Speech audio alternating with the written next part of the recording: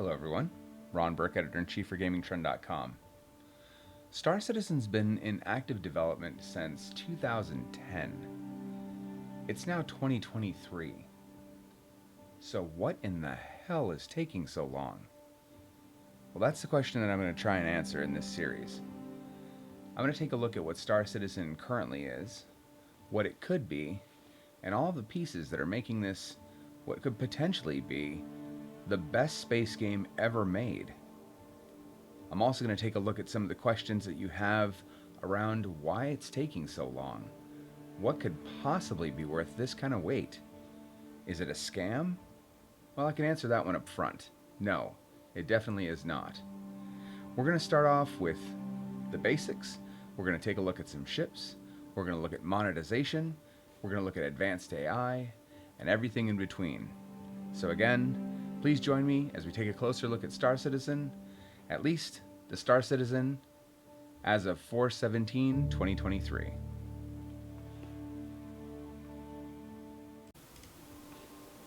As it currently stands, Star Citizen is split into a couple of different pieces currently. Now, this is today. That's not how it's going to end up in the final equation. The first one is Arena Commander. Now, Arena Commander is basically a combat simulator. It's allowing you to fly your ships. It allows you to tangle with your friends in multiplayer, in dogfighting, in racing, and experience really the mechanics of flying a ship, which can be very complex in this game. Next up from that is Star Marine. Now, Star Marine is effectively a combat simulator as well, but it's the first-person shooter elements of Star Citizen. Again, the company is trying to shoot for having all of these very disparate game types all fit into one universe, and that really leads to the persistent universe. The persistent universe is effectively the MMO portion of the entire game. That's where you're going to run into all of the thousands of players that will eventually populate this entire universe, and it is, as the name suggests, persistent. It's where your character will live, buy ships, trade, and exist in this massive, completely ongoing universe. There is one more element that you don't see here, and that's Squadron 42. Squadron 42 is a story-based single-player game that's set in the Star Citizen universe. It's effectively a spiritual successor to Wing Commander, and it is everything that that implies. Obviously, we don't see that on the screen here because they're not letting us test it, but it stars a wide variety of actors that you know and love, both from the Wing Commander series and many other movies. It looks incredible, at least from the small elements that we've seen. But obviously we don't have any way to test that for ourselves. Originally, this game was planned to be released in 2014.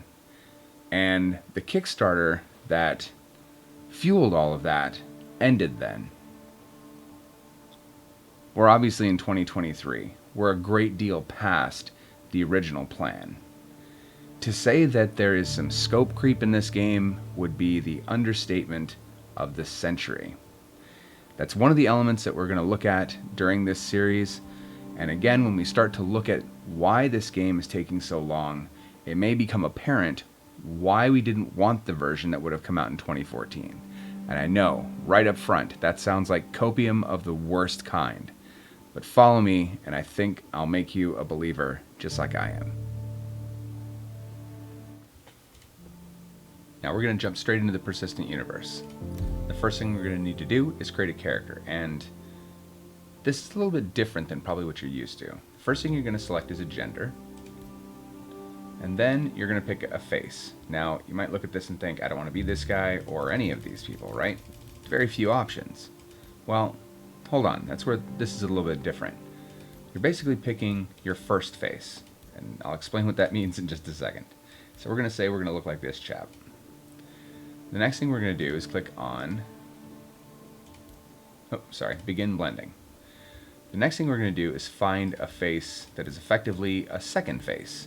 And the second face is, let's just call it, if this guy and this guy had a baby, it'd be my character. So let's pick another character that we want to blend together. We'll say these two. Now, it's probably confusing when you look at this. The UI could definitely use some work, But what you're looking for is down here. So we're gonna say we're gonna mess with just his crown. Okay, and I'm gonna turn him to the side so you can see here.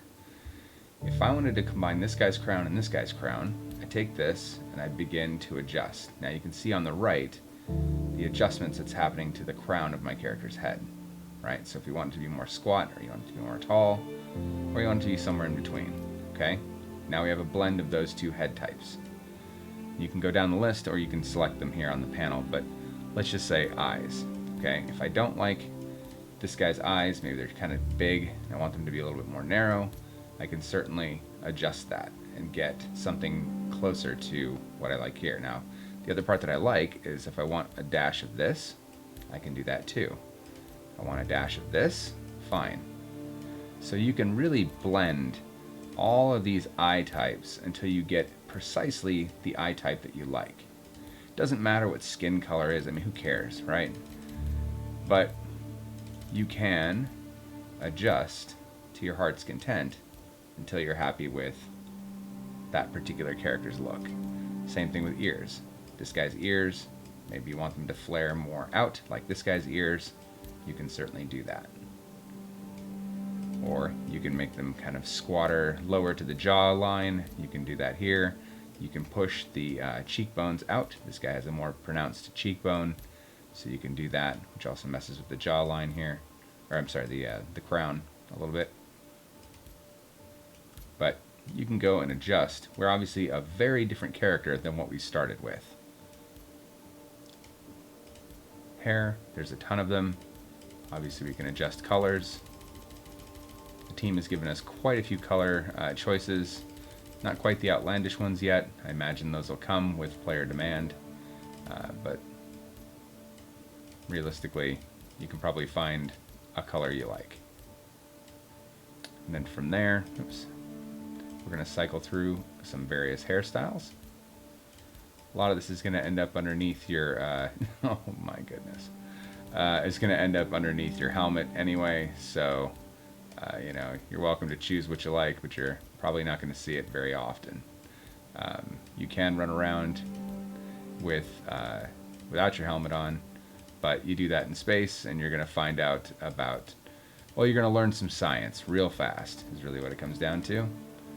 But let's go with kind of a faux hawk look. There we go. We hit accept, we confirm, save, and now you're going to pick your primary residence. At least for now, the primary residence is where your character is going to start. Now, this doesn't necessarily mean that this is the only place you're going to visit, and right now there's only one choice, and that's the Stanton system. From here, you have a couple of different planets that you can choose from. Orison, Loreville, Area 18, and New Babbage. And these are going to be really just your starting stations. Orison's a beautiful city above the clouds. Loreville is more of a rundown, I mean, when you think of cyberpunk cities, it's basically that. It's a kind of a corporate run town. Well, it says right there, it's a company town. So it's primarily miners. Area 18 is, when you think of a spaceport, there you go. And then New Babbage is effectively a luxury city in the clouds. This one's really going to push our video card, so let's do that.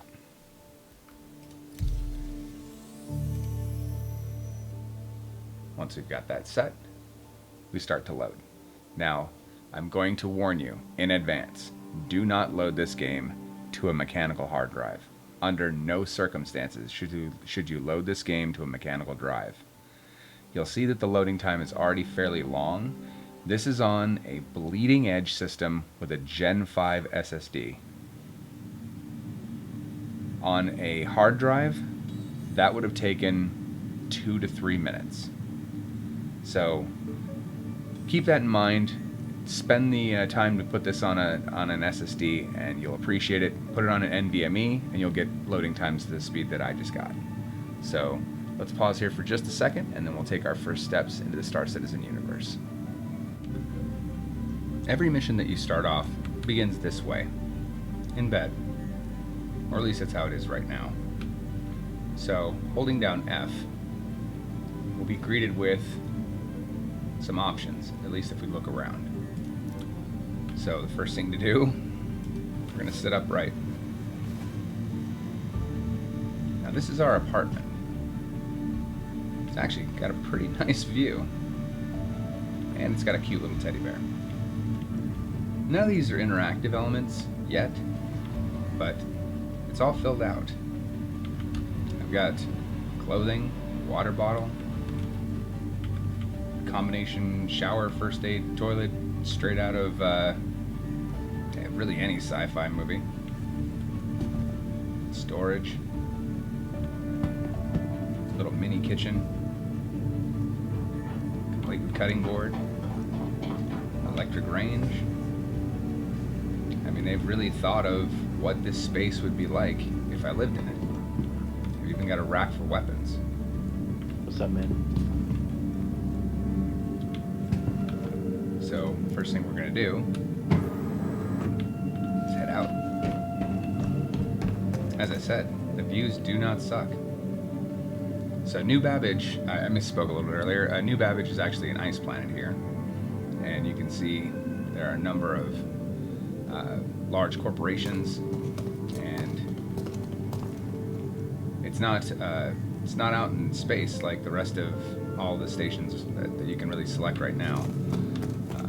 So this is one of the few places where you can take off from the surface or head out and go explore. There are other people's rooms, but obviously I don't have access to them. So we're gonna head downstairs. All of the elevators, you can zoom in here. I hold down F and I click on it and I can call the elevator. That's gonna come down to the lobby. Or it's gonna take us down to the lobby, I should say. So we zoom in here, we're gonna go to the lobby and click that. A little bit of an ad back here for Mobiglass. I'll show you the Mobiglass in just a moment. Okay, cool.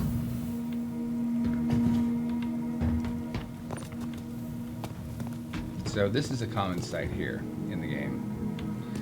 Right now there's a lot of NPCs that just don't know how to act, so they tend to stand on the furniture, dead-eyed. Never know. Heading out into the lobby, you have a number of options.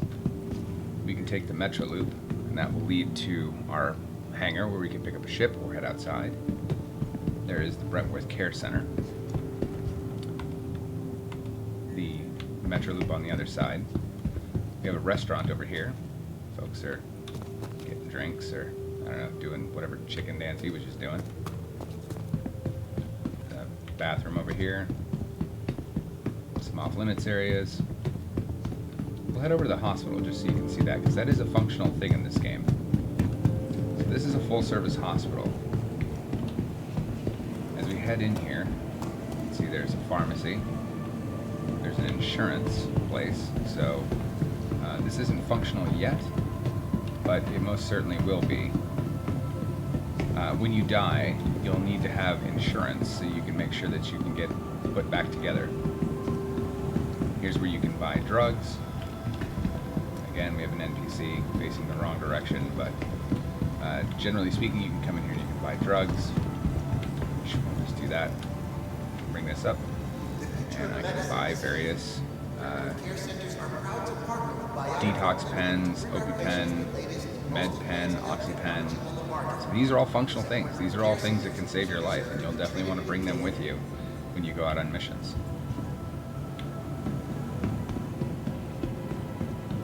Heading over here we have, as I said, it's a full service hospital, so intensive care, general surgery, and cardiology. If you do wreck your ship, you will wake up here. Now, I can't go back into the surgery center, but I can go back into, let's see,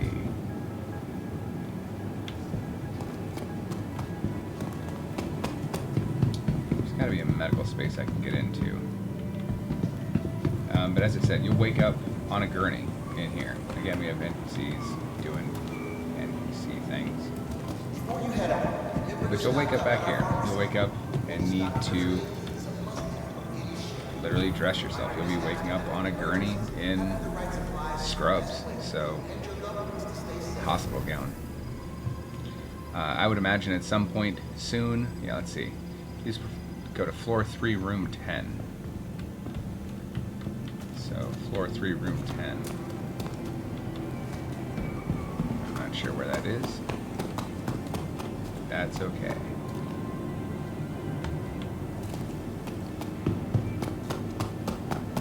Anyway, all I'd be showing you is just that you can actually go into medical space and get treatment. They are going to have an injury system where you can do, repairs on a major injury or modifications. So now let's go into the Metro Loop. If you haven't picked up on this already, this game is very much a simulation. It is not just a shooter. So we have the Commons, which you can think of as like a mall, and then we have the spaceport. So we're going to go to the Commons first. But you'll notice, not going to walk there. We're taking the Hyperloop. And the time that it said outside, where it says departing in 11 seconds, it's not joking. We're definitely taking off in 11 seconds. Careful, doors are now closing. Yep, careful, doors are not closing. They'll run into other players occasionally in the tube.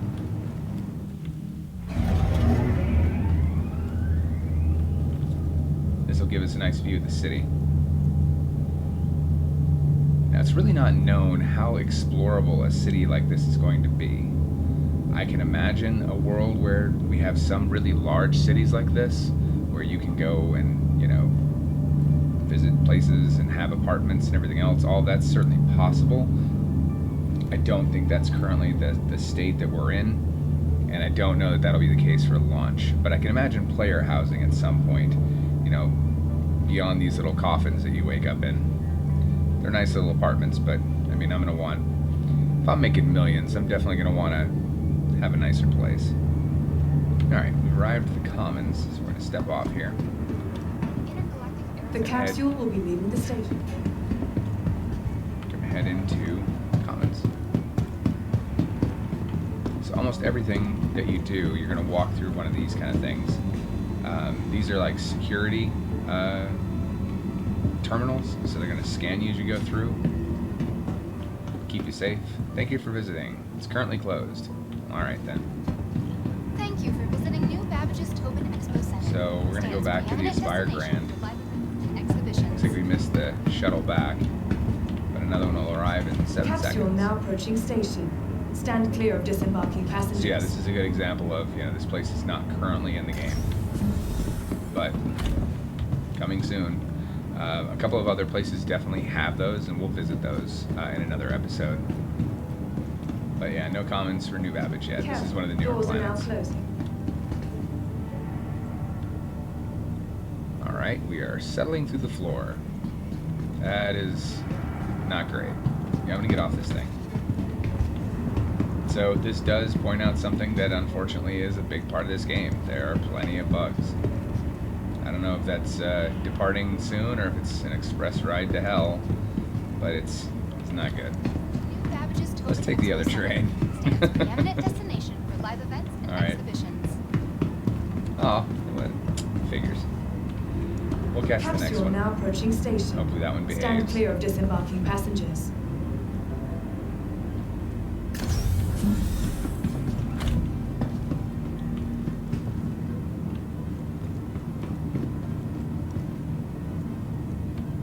So, are we going? Careful, doors are now closing. There we go.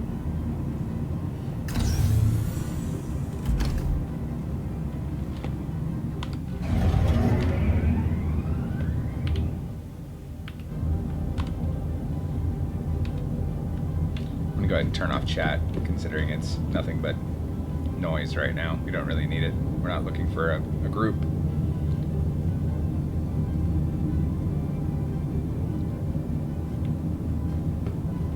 So as we head back to the station, I do have access to a lot of ships, and I will be showing a lot of ships off over time. But we're going to start off with the basics. Normally when you go to a place like the Commons, what you'll find are places where you can buy ships, and you can rent ships. Not always will you have the The means to capsule buy a will new be ship, leaving the station so you momentarily. might be inclined to rent one. Where's this going? Tobin Center. Hold on. Let's make sure that we're going to the right spot. We want to go to the spaceport.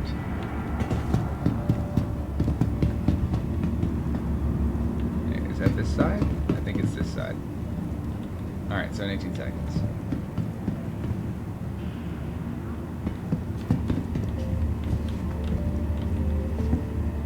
Or we're going to ride around in circles, one or the other.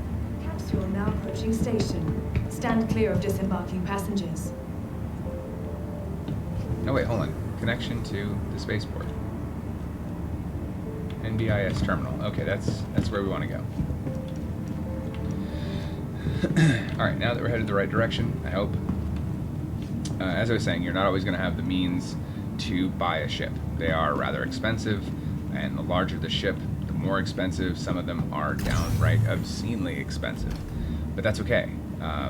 You can rent them. And in many ways, it's often the better choice. So, especially when you're starting out, you may decide that you want to take on an activity like mining, which will definitely show, and to earn money. Well, unless you plan on doing a lot of mining, you probably are not going to buy a mining ship. So you might rent a mining ship, go out and crack a bunch of asteroids, do a bunch of mining, make a bunch of money, and then turn that ship back in. And you don't have to worry about the cost of that ship overall. There are other ships that you can obviously rent, and it's mostly, you know, do you want to try this kind of plane out, or this kind of ship out? You know, maybe it's just gee whiz. Like there's some luxury liner ships that we'll be showing that, I mean, frankly, those are extraordinarily expensive, and I can see like rich corporation types, you know, who have been in the game a long time, having those ships. Now, naturally, you can purchase them with real money, but frankly, frankly, there's really not a need at this point, and I don't see there becoming a need. The ships that you can buy to join the game are frankly enough. Alright, so we're in the New Babbage Interstellar Spaceport, or NBIS. So let's head upstairs.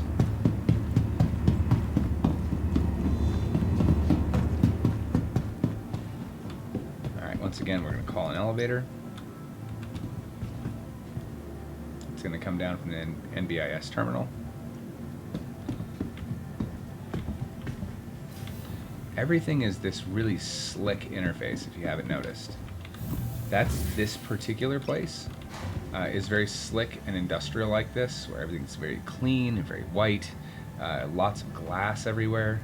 I promise you, not everything is like this. When we go to some other places, you will see a far grimier side of Star Citizen. Anytime you go into the terminal, you will find security. There's always security guarding the place. They are fully armed and ready to shoot you in the face. We'll get into why that is. So we have a scanning gate. They're checking for weapons. They want you to drop any weapons here.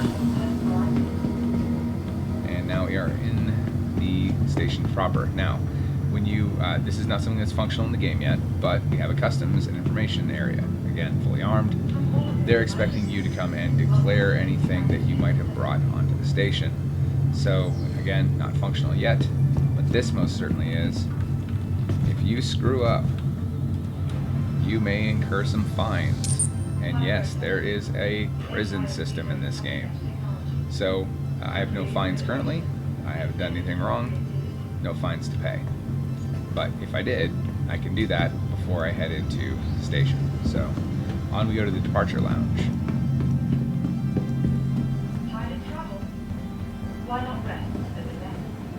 Again, this game does use really well. Now see that ship there? That is a player hovering out there.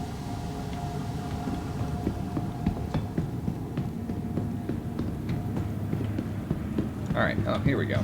So, over here we can see ship rentals, and they do have merch.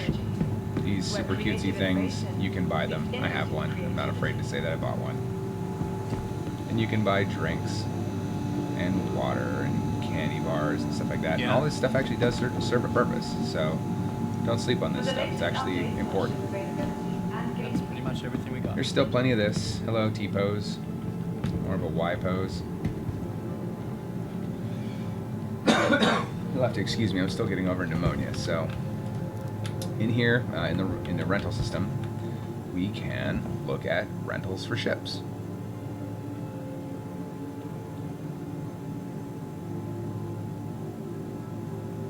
Now there are a number of ships that you can purchase or rent from a number of manufacturers. RSI, Origin Jump Works, as in Origin, as in yes, that Origin, not EA's Origin, but the original Origin, and thank you very much for that. Aegis, Aopoa, which are these little, I don't know, they're like speeders. So you can rent these things and ride them around on the planet's surface. The ships that you can rent are all fully functional. So all of these will pop up in your hangar if you rent them. There's plenty of small and large craft. This is a very large craft. This requires a number of people to fly. You can fly it solo. It is not easy. And this is a variant of that one. This Warlock, this is a combat interceptor. This can most assuredly be flown with one person. The Aurora LN, this is one of the starter crafts. So this is one of the crafts that you can buy in on the cheapest tier of buying the game. I want to say it's like $30 or something like that. Another large craft, the Andromeda, and then the Phoenix. So we obviously have a number of small ships and large ships. The Origin, this is another one of those, I want to say it's like the $60 tier that you can get this ship. But frankly, as you'll see, you don't really have to do that. So, like if you really want this racing ship, you can buy in at that tier, sure. But frankly, there's no point. You can buy this ship in the game, and it doesn't take an extraordinary amount of grinding. This Origin 300i, it's more of a luxury craft, and the 600i, this looks small. It is not. This is like baseball or football fields tied to football fields level of big. This thing is massive, and we'll definitely show that. I definitely want to show you this, and I do have access to this particular ship. But yeah, you can see renting it is 167,000 UEC, so very, very expensive. But I want to say this holds like 70 or 80 people, something like that. So really, really huge. All right, so we don't need any of this, thankfully. So have a good day there, Y pose. Disengage. There we go.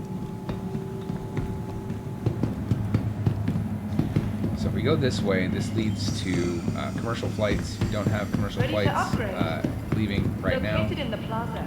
The factory line has you can head outside, which is that shuttle. If you head outside without that little scooter, you're going to have a hard time because it is cold, and you'll die. Here's another player. From all of us at Microsoft. All right, so here's the process. The new Babbage Interstellar Spaceport. That one seems to be busted. Let's try this one. Retrieving vehicle. All right, so if you buy into the game, you're going to have probably one ship.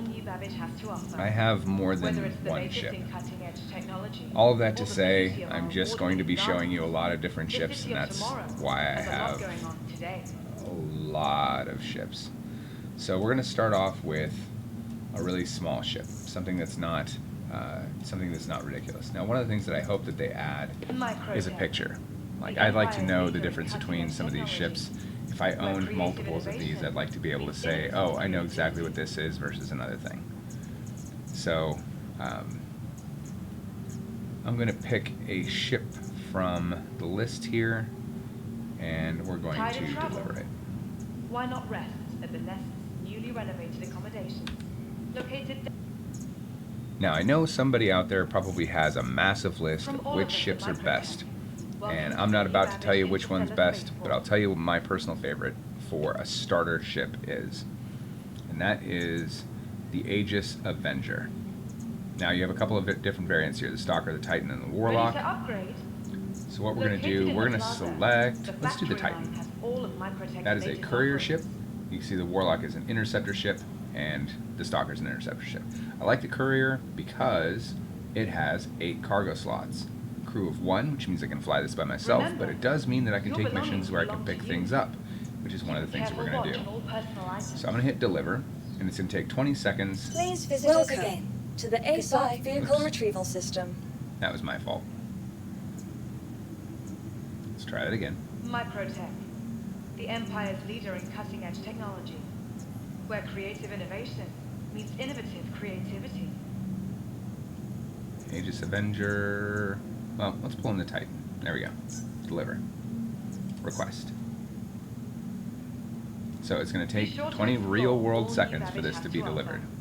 Whether it's the latest Now, in I don't know cutting-edge technology when or the beauty when of they're our going to implement award-winning real garden, times on these, but the city of if you're tomorrow pulling it from is another a lot place, it going may on take today. some time to ship it. Because we just patched, they're being pretty lenient about this. Mine are kind of in limbo, but it's going to tell me now where my ship is going to be delivered. It's stored. We're going to retrieve Vehicle it, selected. Stand by. and it's going to tell me what hangar that ship's going to appear. Your vehicle has been delivered to the following location. Hangar 3. All right, cool. Please visit us again. Goodbye. From all of us at Microtech, Now I will preface this. welcome I to the am new not, Babbage Interstellar Space absolutely not, a great pilot. Sorry, just the way it is. So we're on hangar 4.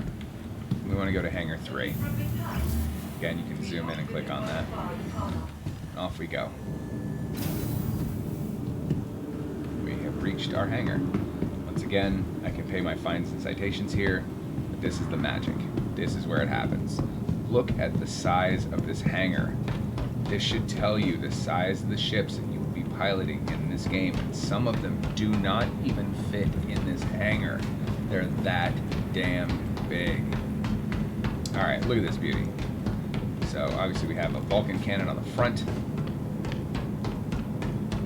These 2 guns on the side. And if you look, I mean, there is so much detail in everything they put on these ships. Every missile has warning stickers on it, readable warning stickers. There's built-up crud on the fuselage. I mean, everything has an extraordinary amount of detail. All right, so we're gonna go in through the back. Don't get crushed by your own ship. That would be embarrassing. But as I said, this does have storage. Now you don't want to leave this open. You can close it from the front of the ship, but we're going to close it from back here. Or we're going to try anyway. Close, damn you. There we go. Alright, we're all sealed up. So this ship has the advantage of also having a bed. Not every ship has that, but this one does, so you can rest. Now all of these panels, I wish these were implemented, but they're not implemented yet. One of the things that this game does have is a lot of working subsystems where you can have a crew of engineers that can go and repair things while you're mid-flight and try to help you, survive the day. So that's where these panels are supposed to be removable, and when we see larger ships, you'll see more of these systems, and it'll make more sense. Climbing up here, we have the cockpit. We're going to get the pilot's seat. Alright, here we go. So the first thing I need to do, I'm going to bring up the Mobiglass. Now, the Mobiglass is on your wrist, and it's a small, wrist-mounted computer. This is your personal connection to pretty much everything. It's going to tell you your crime stats, your money, any vehicles you're tracking, any missions, your vitals, really everything you could want to know. I've got an hour and 5 minutes and 44 seconds of oxygen left in my suit, which I can refill that. I'm not worried about that. So the first thing we need to do to leave is we need to bring up the comm links, go to friends, because we're friends with the spaceport. We're going to request the ability to leave.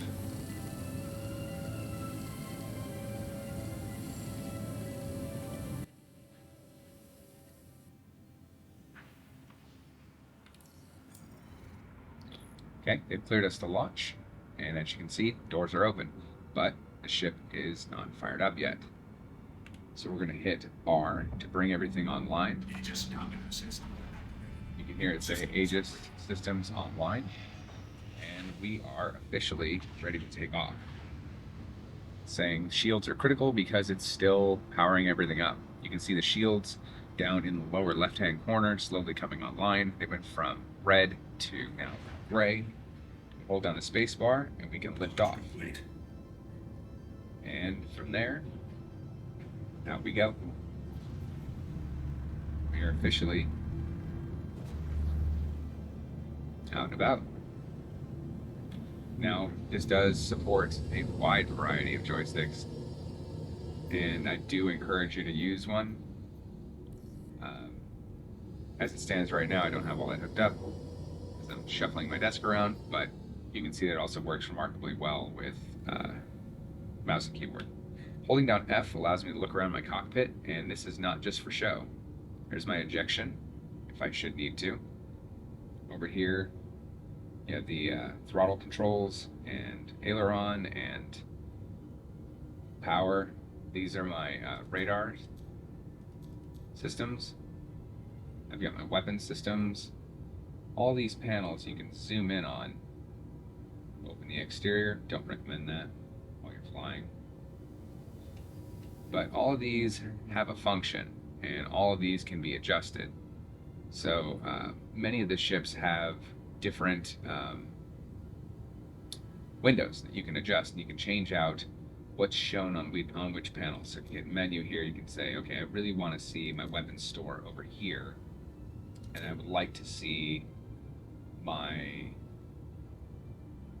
heat levels down here. Heat levels actually makes a big difference in whether you're detected or your weapon systems are overheating. There's a lot of things that you have at your fingertips to adjust and try and remain in stealth. Some ships are better at that than others. Or maybe I want to see my targeting status down there, or my comms. So you can very quickly open comms of people that you know, or spaceport, etc., etc. What are my power levels? You can adjust your power levels and adjust that envelope to be weapons, or shields, or engines, and this is your overall power plan. This is that stealth system I mentioned, where you try and make basically the system as trimmed as you can, and that's kind of what we're looking at. So the next thing to do is head for the stars. If you hit C, that's going to engage in autopilot, or I should say just auto thrust, really. If I hit F4, you can see our ship. What's this? The gear. All right, so we need to bring our gear in. So I'm going to remember where that is on this particular ship.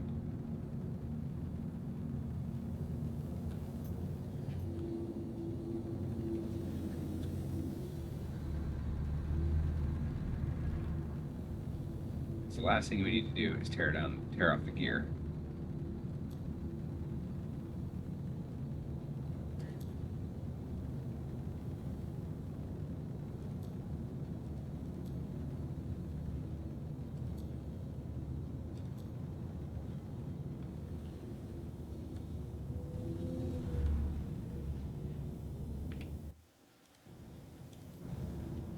Now, of note, if you have forgotten what the buttons are, key bindings, rather than just being a list, are actually listed on the keyboard, so you can see what's what. What I like about this is if you change your input type, it'll show you exactly what those things are on whatever input type. Also, if you change from flight to on foot, it'll show you what those are as well. So you can look in here and say, okay, what is gear?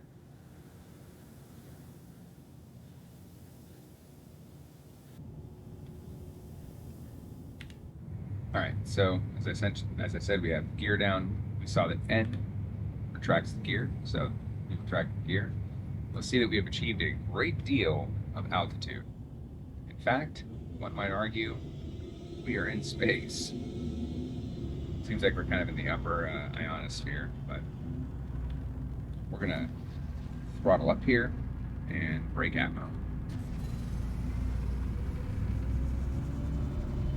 Scrolling my mouse wheel forward, you can see that I have the engine completely pegged, so my velocity is climbing towards 1,000, and then holding down shift, I just burn all of my boost to get us out into the inky blackness. Now you gotta be careful. You don't want to run your system's red line like this all the time. It's actually very unhealthy for the engines. So after a while, I'm gonna want to throttle down. What's that?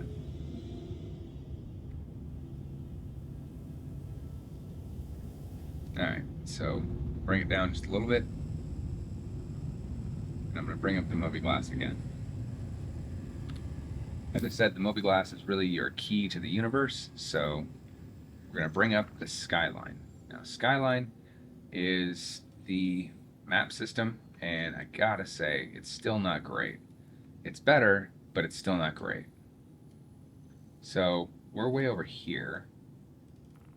If I double click, you can see, I can see where I am. There's Port Tressler, there's New Babbage, all that.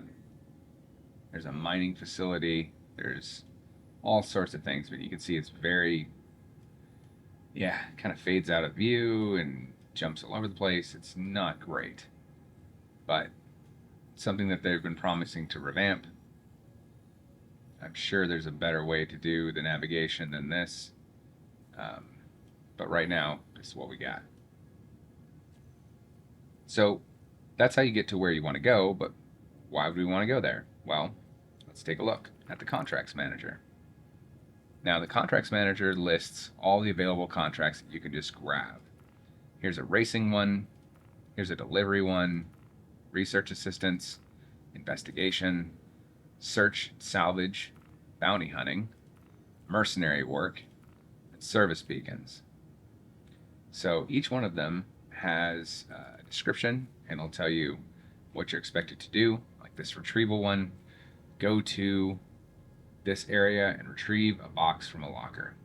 Should be easy. So we're going to go ahead and accept that offer. We'll get 4,000 UEC from completing it. So now that's tracked. We need to go to Microtech. We go back to the Skyline, and Microtech is already tagged. Get it to work. There we go. Microtech's already tagged. It's over here. As I said, it's very clunky.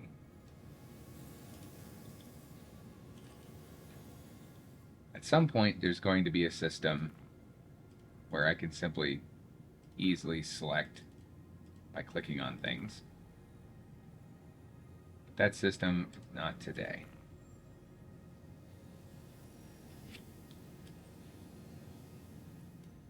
Actually, it looks like this might actually be on the planet's surface that we're already on, which would be kind of entertaining. Yeah, it is. So we're going to end up just landing again. Pickup package. Alright, well, so much for taking to the stars. Let's hurtle towards the Earth. Throttle back up, start heading back in. Now we're at 77,000 feet. It will not take long before we are very close to the surface. So, a word of caution, having done this myself many times. If you come in too hot, realize your plane, your ship, does not stop on a dime. You have a great deal of inertia that you will need to plan for. You will need to level out and make sure that you come in at a reasonable landing angle.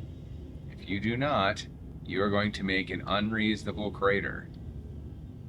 So when I start getting a little bit lower, I'm going to level out and try and make sure that I can come in for a more clean landing. Right now we are definitely hurtling straight towards the surface though.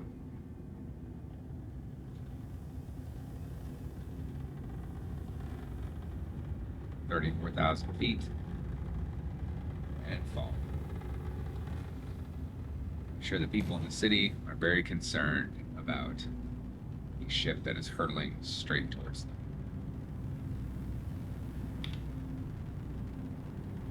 You saw that we just entered an armistice area, so we're no longer allowed to fire our weapons. It automatically restricts those to keep you from firing your weapons in this area. So I can't fire them even if I wanted to. I would imagine that most places that are civilized would be this way, but I also imagine there's going to be some lawless areas where you can get yourself in some trouble. Now, this particular craft does not have VTOL, but some do. So you're going to want to be mindful of the craft you select. Make sure that you pick one that you can get to where you need to go. Alright, so this does not actually look like it's on this side of the planet. It's still 1,600 kilometers, and we're far, far away from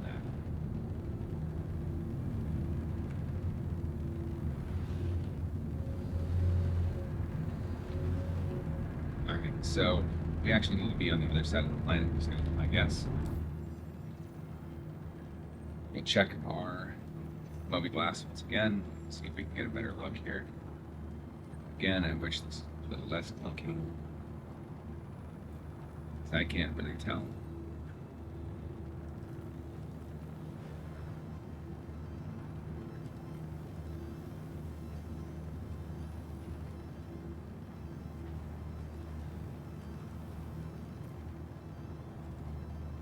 I think I hear warnings. Probably sending warnings. Or tearing of my thruster warnings. Engines offline. Oops. Engines Let's online. not take the engines offline. Alright, so I go back in here. Let's try this again. I can go back to our contracts manager actually and see if we can do it this way. Accepted. We're going to untrack it and then track it. See if maybe that helps.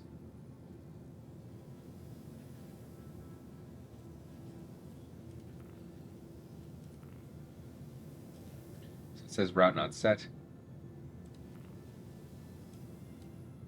I'm trying to get it to select that package.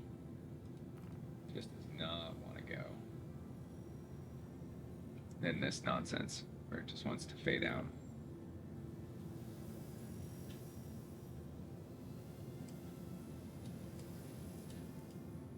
So yeah, it looks like it's actually not on that side of the surface. It's somewhere over here. Yeah, so we need to go to the Shubin mining facilities. We're going to set that route. That's actually not there. So what we'll do is we are going to head out just a little bit. See if we can spool up our engine and get there in an automated fashion. Well, funny enough, while I was making the video to show you guys some missions, a new patch came in and I ended up recreating my character and starting from scratch. So now I'm going to show you the other side of Star Citizen, the more grimy side, Loreville. So we're going to set Loreville as our primary and load into the game.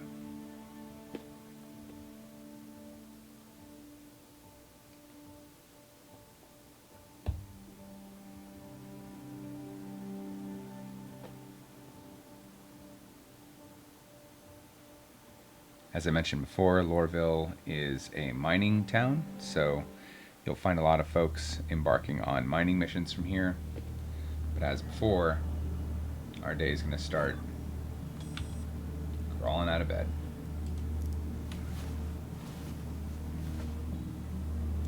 So obviously this is a really quite a bit different room than the one we were in.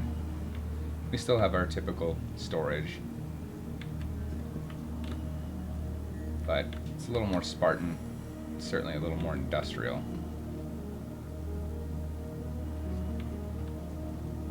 But hey, we got a microwave. Let's head out. So yeah, you can immediately see that Loreville is held together by gum and baling wire and duct tape. This place is not great. But we are starting to see some citizens doing some different things. Here we have an NPC that was just on his mobiGlass, taking a call. This guy's having a break.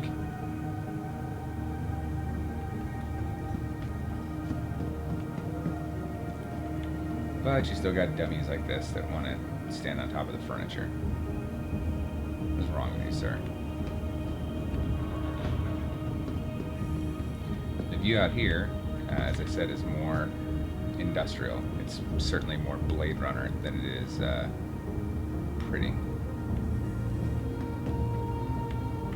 Alright, it's been a minute since I've been to this station, so I can remember how in the world to get to the space station. It's the cargo area. Is there other rooms? Here we go.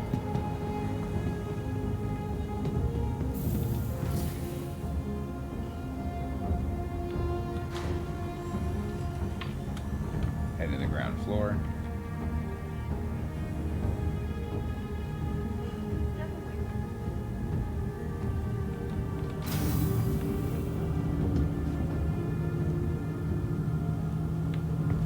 As before, we have some shops. Looks like this leads to... I'm not sure where. Ah, here we go. So here we have the outside. If you jump off here, you will die. But you can see a little bit further down into the city. You get a better idea of what you're dealing with. It's more Coruscant, you know, city of layers sort of situation.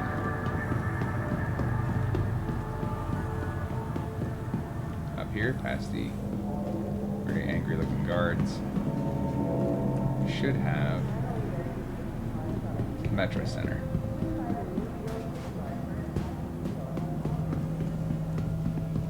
If you do get lost, there is a handy dandy map, which you can also use your mobiGlass to some extent.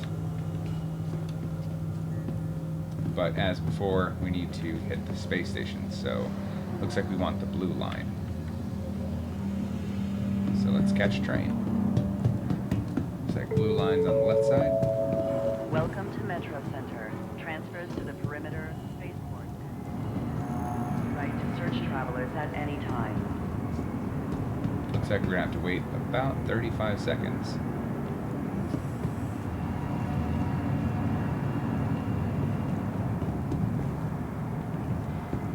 Trespassing or attempting to trespass on train tracks is a serious and dangerous offense. Now, Hurston, the planet, and Loreville, this station, are certainly more complete than New Babbage. If you were to go to... Now arriving from Tisa Spaceport. Stand by and let passengers disembark before boarding.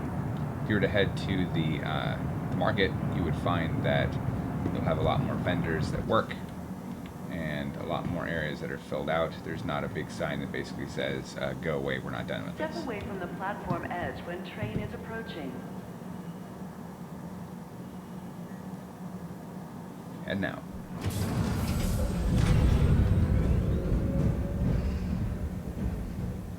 Certainly not the fancy made of glass Next stop, Tisa Spaceport. tram. This is pretty much, you know, kind of New York City sort of tram where it's not wonderful. But that's where we're headed, over there to Tisa Space Station, or Tisa Spaceport. We'll be over there in just a minute.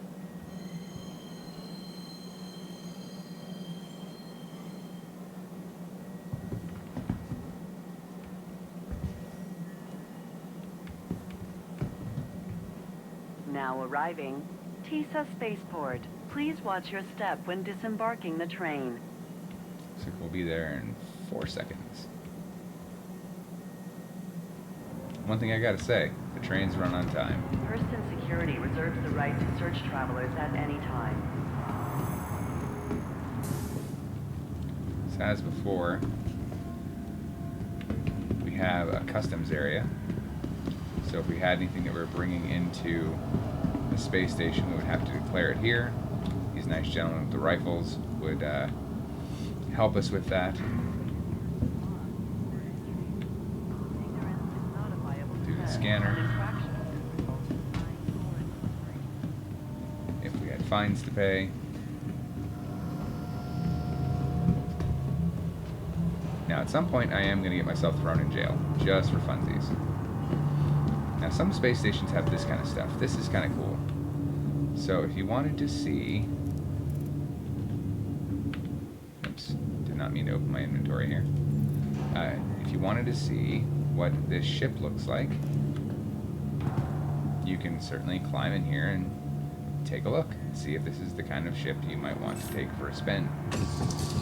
I don't recommend trying to take off here, because I imagine there's, you know, death, but I've never actually tried. Can you turn this thing on? And no, they're not going to let you start it in the show floor, which is probably for the best. But you can at least get in and take a look at the HUD and see if it's the kind of ship that you might like. Origin Jump Works at your service. Yeah, this is an Origin Jump Works ship.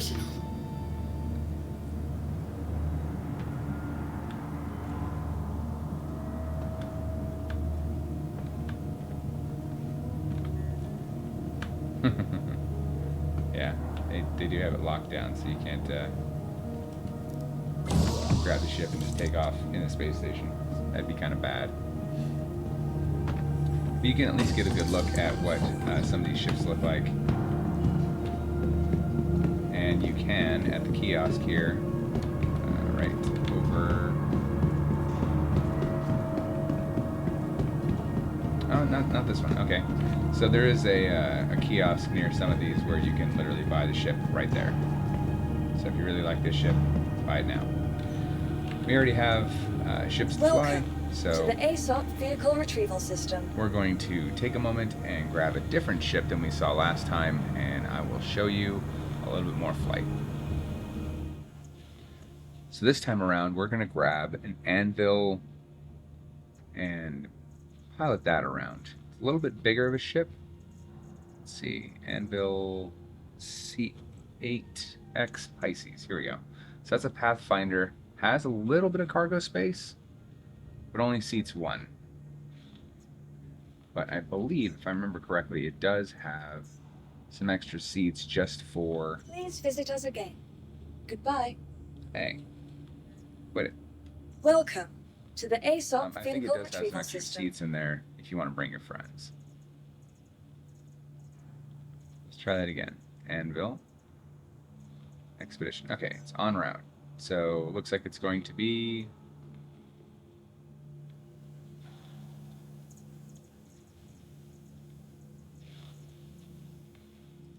Vehicle selected. Stand by. Your vehicle has been delivered to the following location. You gotta tell me where it is. Come on. Hangar 8. Alright, Please visit us again. great. Like any good airport, if you look around, you'll see elevators to hangars, so you can make your way to where you need to go. So left and right leads to hangars.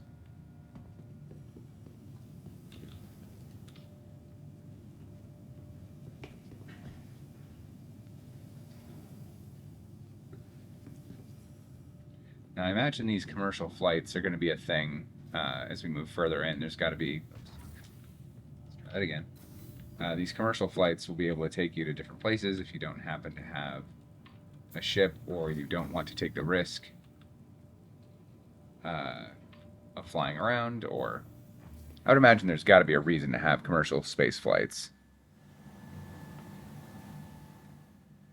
Not currently in the game yet, but doesn't mean that they won't be. They put a lot of work into making these places more realistic, so why not? Alright, so this is another small craft. This is that anvil. It's got a little bit of a different shape to it. Pair of guns in the front. Guns and lasers on the side. Or, I'm sorry, guns and missiles on the side. But it does have ramp access for cargo. Yeah, okay. Wrong ship. This is the, this ship doesn't actually have any cargo, or it doesn't have any extra seats. I guess I should have believed it when it said that there was only one seat, huh? But it does have some cargo space, so if we need to pick something up, we can do that. We're gonna hop into the pilot seat. Send it around. And we will hit R to bring up all of our systems. Anvil Aerospace. All systems online. So you can see this is a little bit more robust of a HUD system. I actually have a lot more screens, so I'm able to bring up more of my systems without having to just page through those three screens. So this is my shields, left, right, front, back. They're at 100% now. Another way of looking at it over here. Power distribution, comms. So I don't have to go open up my mobiGlas for this. I can bring up landing services here. You are clear to launch. So we are clear launch. Takeoff complete. So we just lift it off. We will spin around. But notice there's no entrance for the hangar. Well, that's because it is above us. Warning, you are leaving a safe zone. Yes, we are indeed leaving a safe zone. But that's okay. So we hit C for cruise control and Thank you. And please visit throttle up. Cleared the station. Hit F4 so you can see what this ship looks like. I'm gonna hit N to bring in the landing gear and deploy the wings, which is kind of awesome, not gonna lie. So it does tell you there that the landing pads are shared. That is not a joke. People will land on you, and you will get fined if you sit on the landing pad when you're supposed to be leaving. So you better figure your stuff out and make your way off the landing pad pretty quick. You should be far enough away from the ship, or away from the station now, so we're going to throttle back down and find ourselves something to do. So bring up my mobiGlas. I head over here to the contract manager, and you can see there's a number of contracts. We have delivery, search, research, investigation, maintenance, bounty hunter, mercenary, and racing. So let's try this. Delivery. Red Wing seeking new pilots, 3,000 UEC, which is nothing, but just the same. Go to this location, pick up a package, drop it off over here. Shouldn't be that hard. So we'll accept it. We'll head over here to the skyline, which is the map. You know, I probably should have paid attention to the location. So let's go back into the contract. We are going to HDMS Norgard on Aberdeen. So the planet's Aberdeen.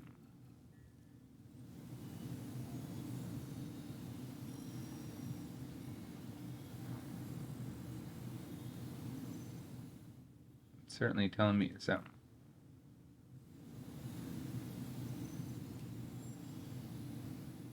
So it's on the planet we just left. Wonderful. All right, so hold on. Let's, what was that one more time? It was HMS Norgard. All right.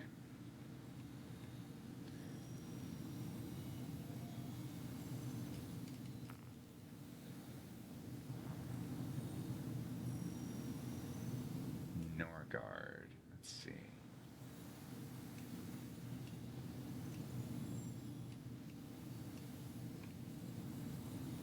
This system is a little clunky, so you gotta kind of get used to it.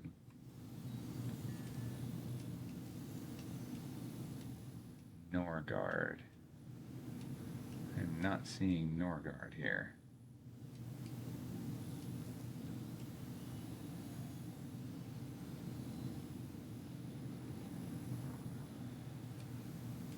Well, I want to pick up the package. You're killing me, Smalls.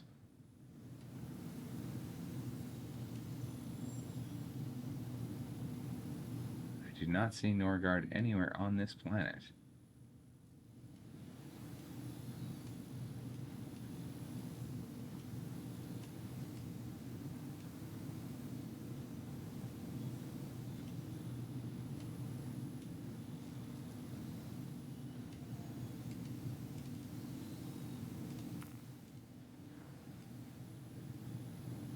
Oh, here we go. Aberdeen. There we go. My bad. Sorry, I was looking at the wrong spot. Alright.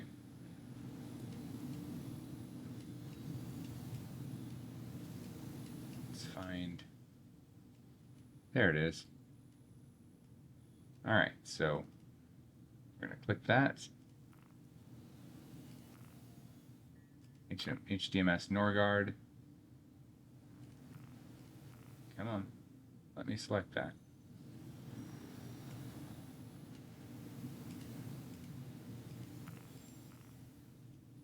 Boy, it is really fighting me here. As I said, this is kind of clunky. Might be a bit of an understatement.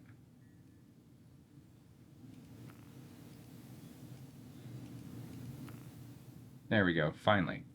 Alright, Norgard. Set route. So, first we have to bounce to Aberdeen, then we're going to bounce to Norgard. So we back out of the Moby-Glass. Now we could throttle up and scoot over there, but that is a long way away. That's 68,000 kilometers. So you hit B, that's going to bring up our quantum drive. Quantum drive is how you're going to get around the galaxy a little faster. It takes a moment to spin up, and then it takes a moment to calibrate when you're pointing at it. Once it's spooled, hold down B. Quantum drive is now. Away you go. That'll get us there in a hurry. Now, something to note, we are approaching the planet, and at a very high speed, so we're going to want to be very careful about kind of our angle of Quantum drive approach. is now off. Alright. Now we're still a little ways off, so I'm going to go ahead and let the quantum drive spin up again. And I'm going to use the quantum drive to get us closer to position. Quantum drive is now on. Otherwise, living around the planet will take a while.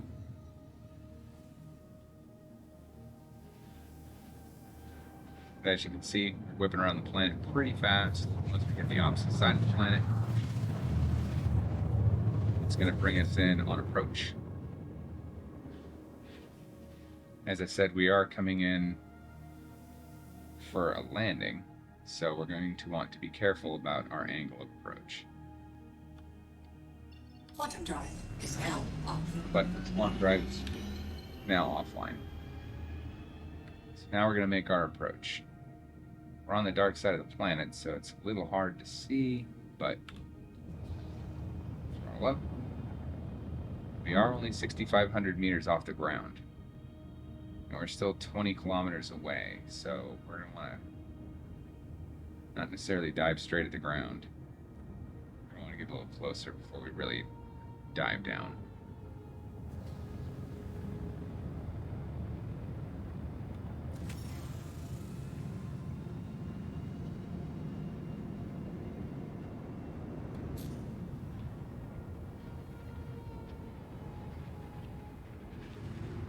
We're practically right on top of it now. So I'm going to slow down quite a bit, start to make my approach. We should see lights. There we go. So we can see lights on the landing pad. We do want to hit N to bring down our gear. Landing gear deployed. Again, we're going to come in a little bit slower. don't want to crater ourselves into the ground.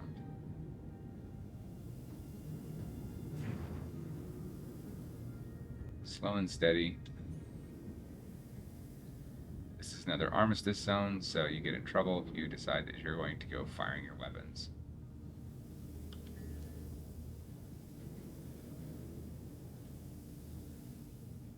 I'm sure there's a better pilot out there that can demonstrate this better than I can, but I'm pretty happy with my landings.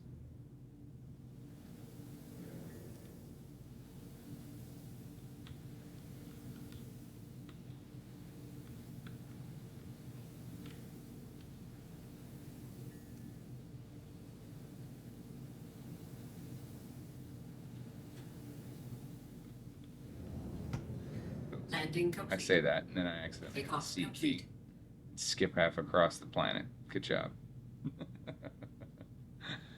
Good old pilot error. Alright, so I am going to leave her running. Right now, we're not really in any danger of anybody stealing the ship or anything like that. Let's see. Does not want to let me out of the seat. Let me out of the seat. Open the doors. Exit seat.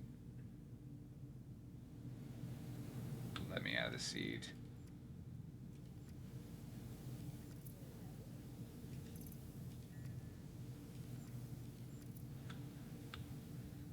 Alright, this thing's being a pain in the butt. Such is the nature of beta software. So let's see, we're going to escape.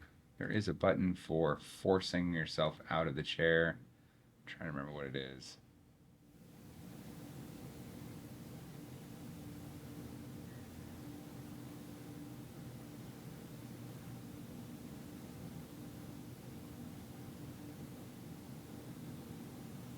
Emergency exit seat. U.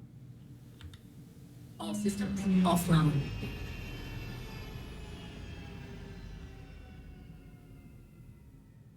Well, that didn't seem to let me out of there. That just seemed to shut everything off.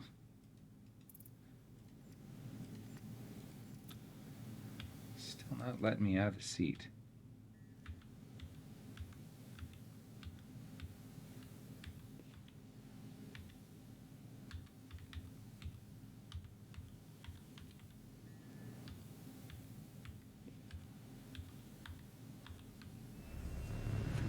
Empire Aerospace. All systems online.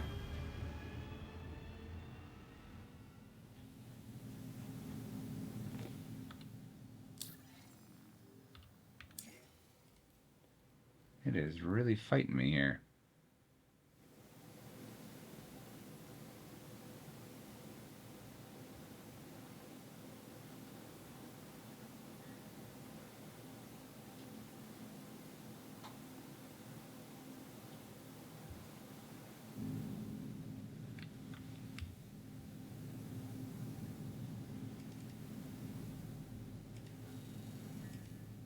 Oh, there it is. Exit.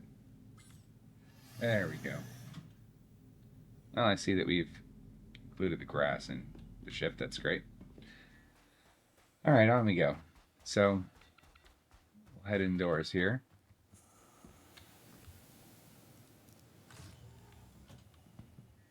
It is telling me I only have 9 minutes of survivability on this planet, though. Not sure why that is.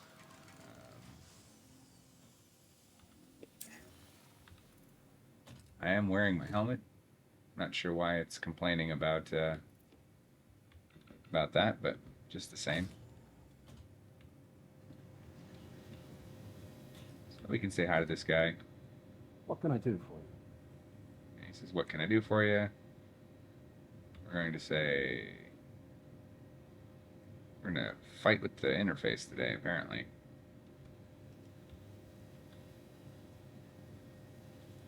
Disengage.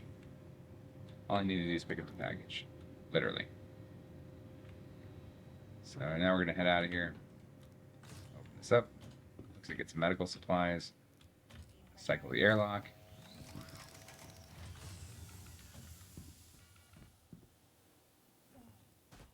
Again, it's complaining that I only have 10 minutes of air. Or, I don't know if it's the cold. Oh, wow, yeah, it's 170 degrees. It seems a bit warm. So we're going to place it on the ground.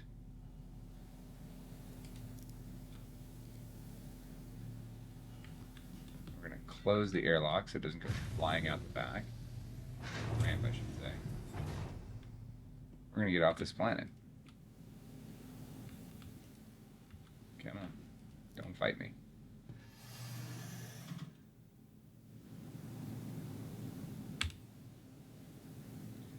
Looks like we're already powered up, maybe?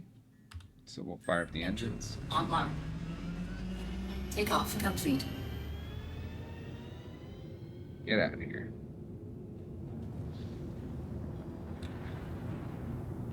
Does look like my shields are down for some reason now. Let's bring those up.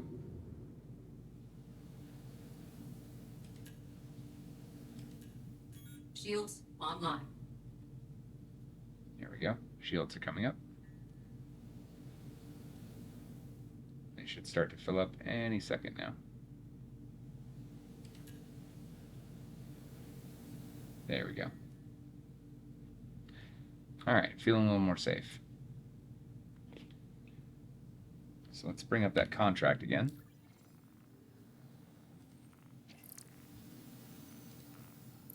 We are headed to HDMS Woodruff on the planet Eta. Alright.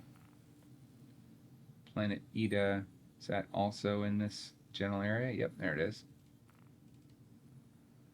HMS, there you go. HDMS Woodruff. Got it in one. Perfect. So we'll find where that is on our HUD. There we go. Bring up the mobi-glass, or the, the quantum drive. It's complaining about being obstructed, so you'll notice that it won't calibrate. So what this means is we can't go at this thing directly.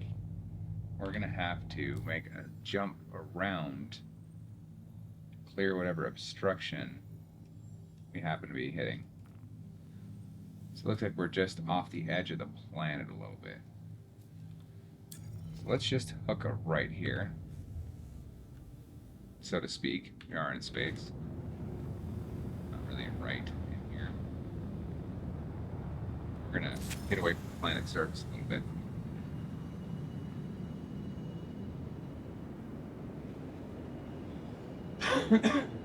Excuse me, still have pneumonia, it seems. Feel like I'm starting to get it over it, but I'm still kind of suffering a little bit, so apologies for that. Alright, we should be away from the planet's surface enough where we're not obstructed anymore. Let's give it a shot. There we go. So we're spooling and we're calibrating. Calibration ready.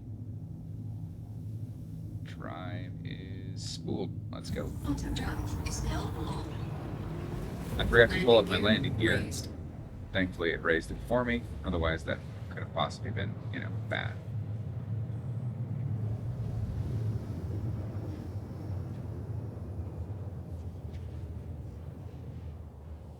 So as before, we're going to approach the planet.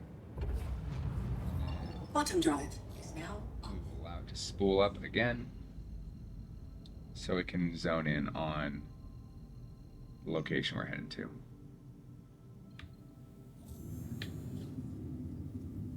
Quantum drive is now on.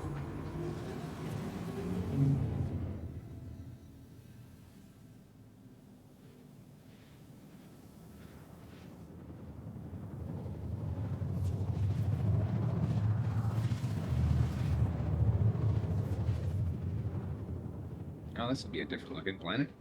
Definitely be able to see our approach.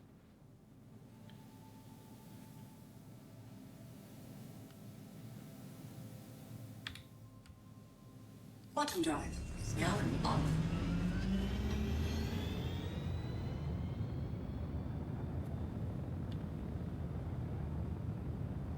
So as before, we're going to want to watch our approach.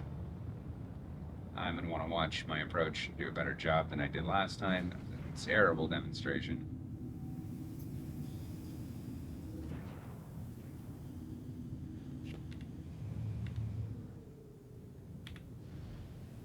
Down our landing gear. Start Landing to slow gear down. deployed.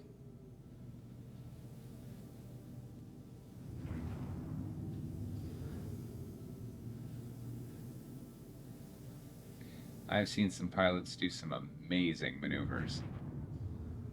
So I am but a rookie pilot. Certainly by comparison.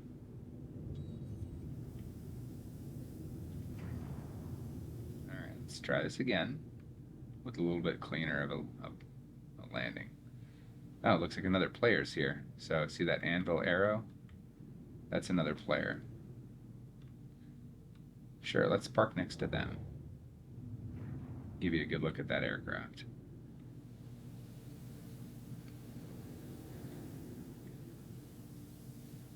That was... Well, you know, I was going to complain about my flying, but good lord, that is a thing that's happening. That pilot is not great. I'm going to park over here because I don't want to die. So we'll come over here.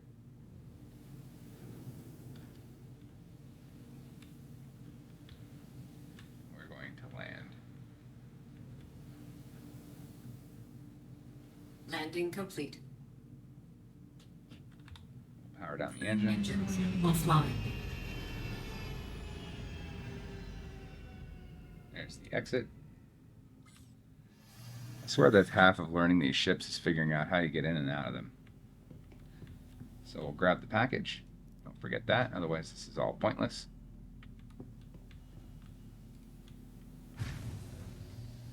Head outside. Fall on my ass. Good job. Ow. Drop the package on the ground.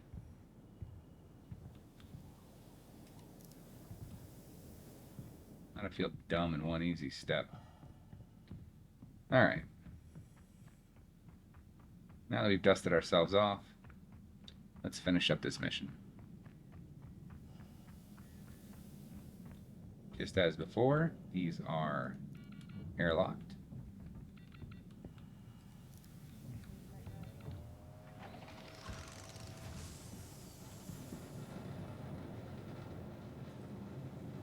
But you're not going to give it to this guy. He seems to be a clone of the last guy.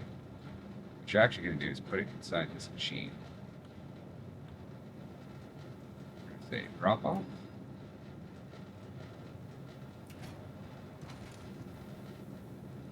We're going to place that package in there. Processing. And have a good day, it says. Complete. 3,000 UEC. Mission done. How about that nonsense? Need something? So yeah, definitely seems like there's work to be done on clone here. Interface goes a little wonky. That kind of sums up Star Citizen for you. All the pieces are here. There's just a lot of debugging to go. So we'll head back out on our ship. Not fall on our face this time. We'll head back to Loreville. I'll park the ship. We'll grab a different one. And try a different mission type. For our next outing.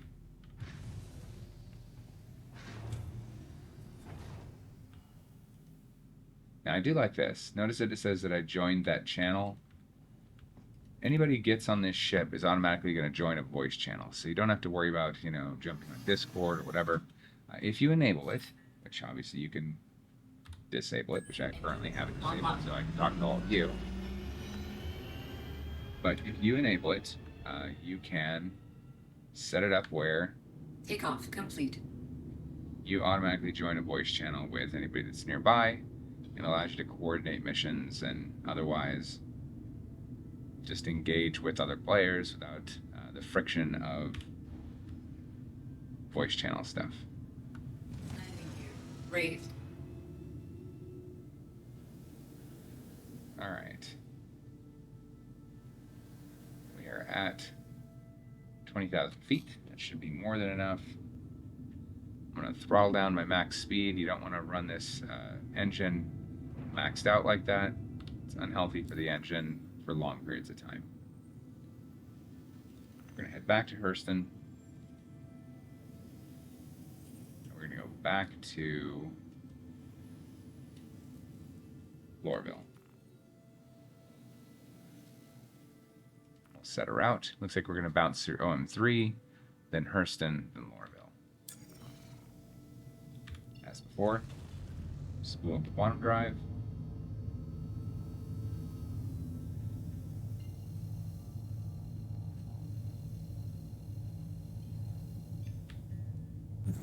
Drive is now on. Okay, that probably moved us past the planet edge. So that way we can align ourselves with Hurston. Yep.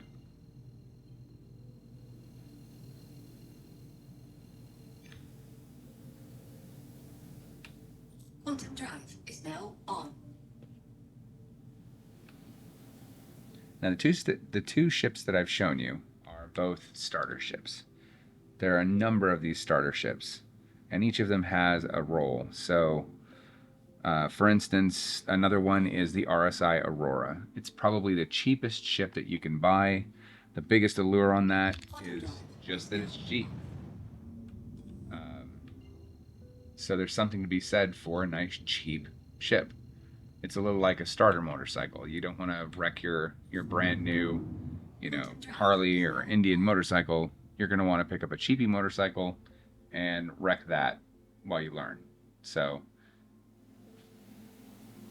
did that not go? Hold on. All right, I guess it is taking us into Loreville. Just another bug, right? You kind of get used to this after a while, that there's just a lot of bugs in this game. It's not really a huge deal. It doesn't really impact your overall enjoyment. You just got to know going in that there are a lot of bugs in this game. Quantum drive is now off. Before I forget, let me make sure that I approach properly. I need to call the space station and request landing. Might be too far out.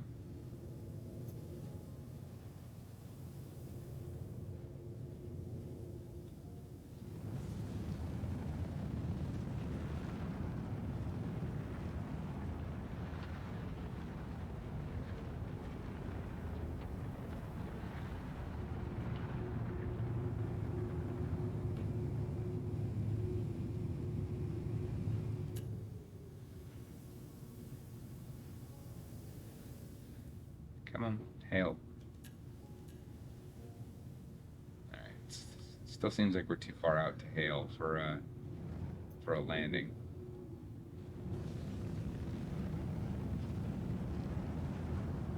Anyway, so these starter ships are all fairly cheap. They're basically almost far away. And the idea is simple. They don't require a great deal of financial commitment. Oh, there we go. We'll contact ATC. Don't want to have the police come and bug us, so we will do that right now.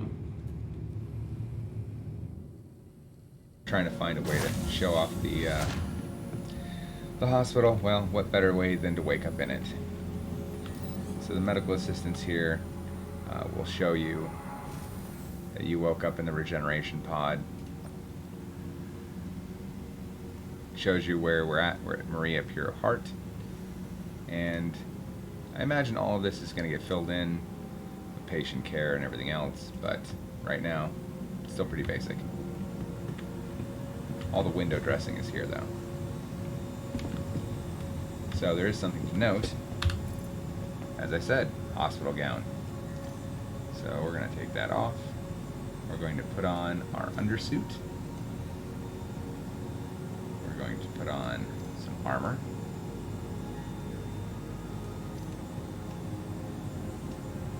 Backpack. Pants.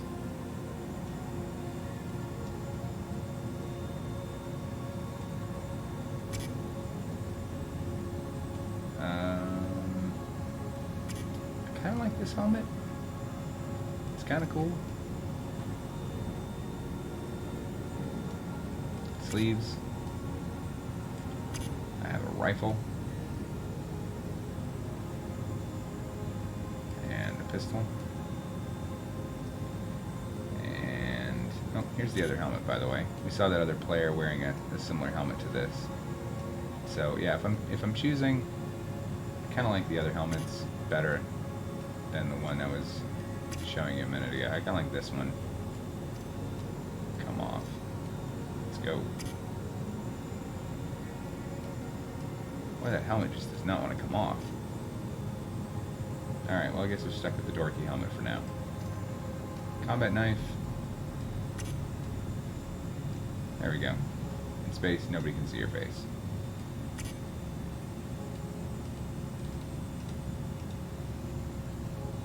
And yes, you can hold the toy. I mentioned that I picked that up the other day. Gotta have it. There's all sorts of goofy little toys that you can get. It's important.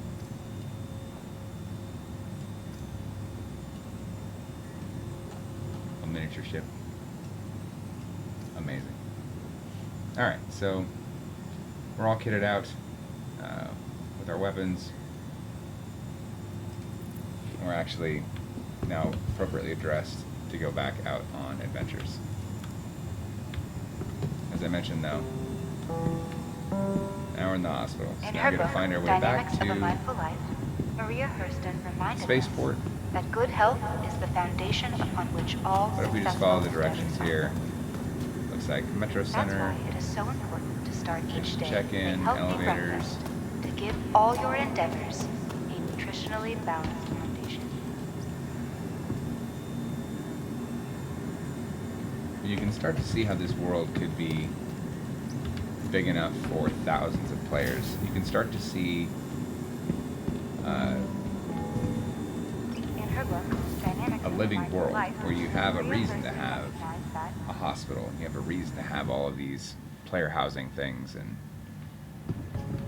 all these different ship types for different mission roles.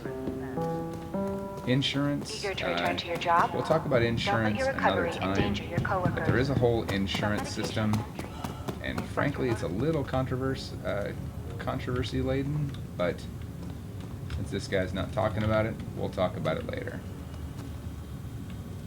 But it has to do with recovering your corpse and also recovering your ship.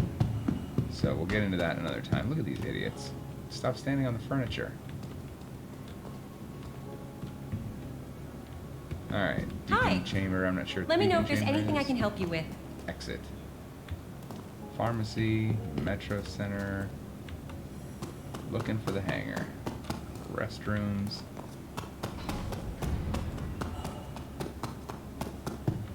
The pharmacy is not where we need to go. I'm gonna guess it's up here through the exit. There's probably something near the Metro Center that leads us out.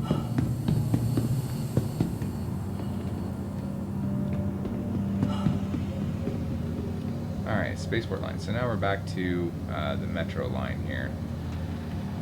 So we just need to go to the blue line. Welcome to Metro Center. Head back to the Transfers spaceport. to the perimeter, spaceport, So, and industry line. For just a second here, I'm going to pause and you will rejoin me when I'm at the space station. Welcome back.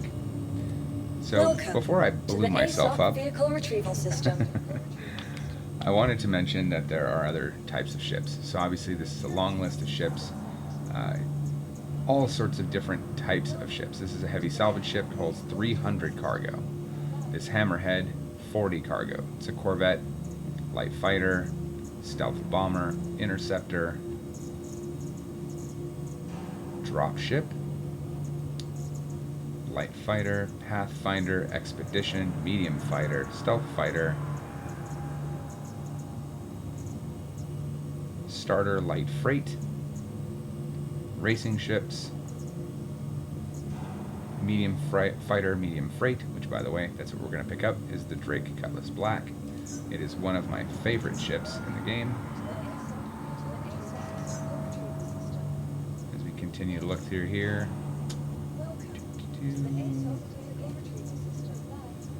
Gunships.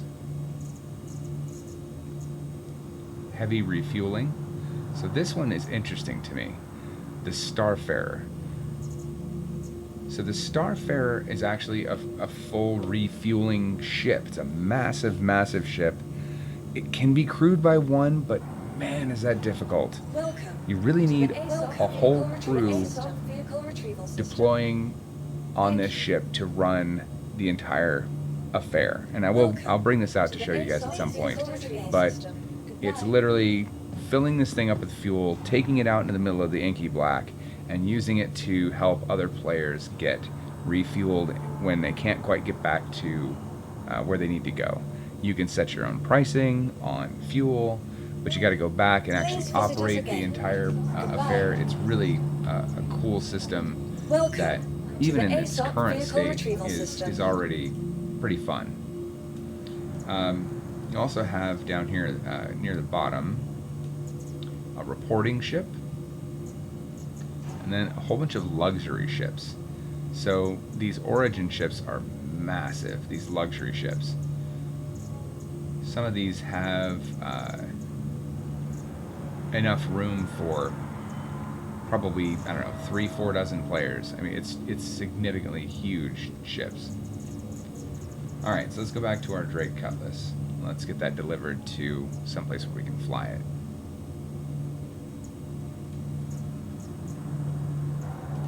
So we're going to deliver that. I know it says that it needs a crew of 3.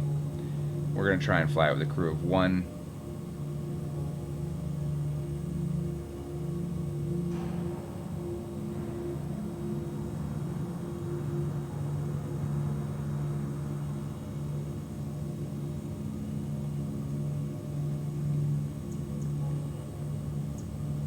Alright, where are you putting my ship?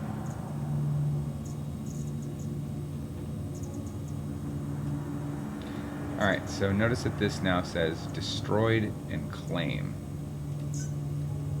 So right now, the claim is free. It just costs time.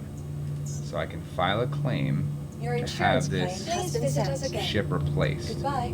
Welcome and to the you can ASOP pay an vehicle retrieval expediting system. fee to have it delivered faster. So I can hit expedite here and it will deliver it faster than the 40 seconds I would otherwise have to wait.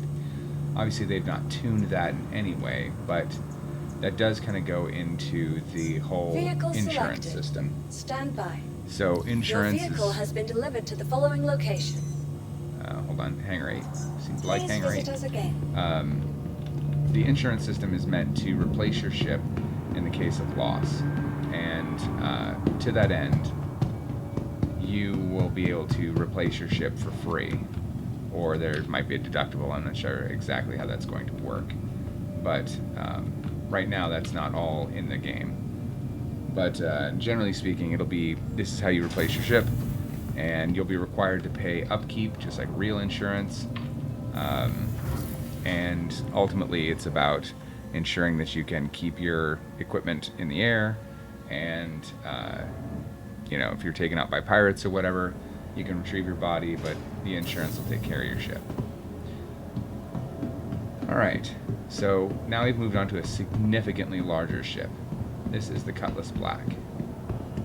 And I love this ship. Absolutely love it. It is a very versatile ship. It is not meant for dogfighting. It is not that kind of ship. What it is good for is mining and delivering large amounts of cargo. It's also a VTOL aircraft, as you can see here by these super huge engines. And it is one beefy ship. So there are a couple of ways to get in. You've got this kind of porthole kind of system here. You can get into the bottom of the ship. You've got, I think there's a ladder on this somewhere.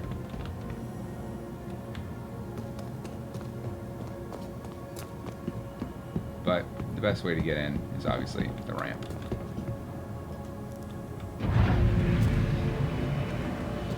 Don't get crushed by the ramp, that would be very embarrassing.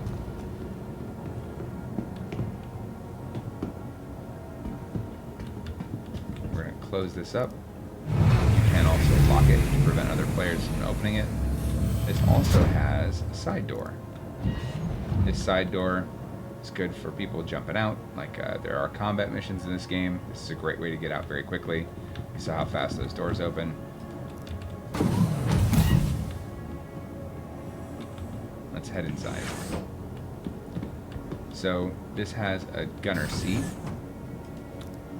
It's the top of the turret. And this is a fully powered turret that I can use to, well, it's a turret. Use it to shoot people. And it's basically like the belly turret on like a World War II sort of aircraft, where you've got this kind of exposed gun pod that you can use to take out ships that are pursuing. This is where having the extra players is kind of helpful, because the last thing you want to do is not have a gunner and be kind of trying to escape from whatever situation you're in and end up in trouble. Shield system offline. Alright. Exit. Get out of the gunner seat.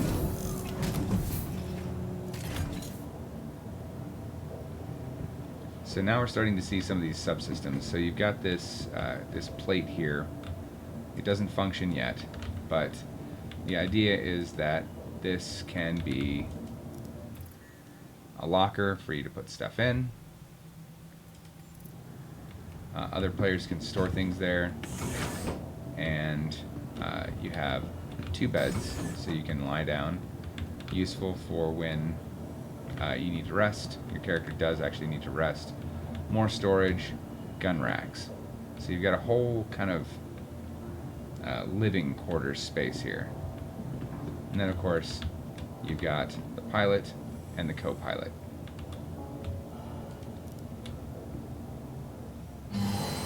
So as these get more complex, you usually end up with more screens. This particular one has a mining drill, so you do want some additional screens for that sort of thing. We're going to go ahead and power this thing up. Hello and welcome aboard your Drake interplanetary craft. Your system is And we will reach out to ATC and get them to authorize us to leave.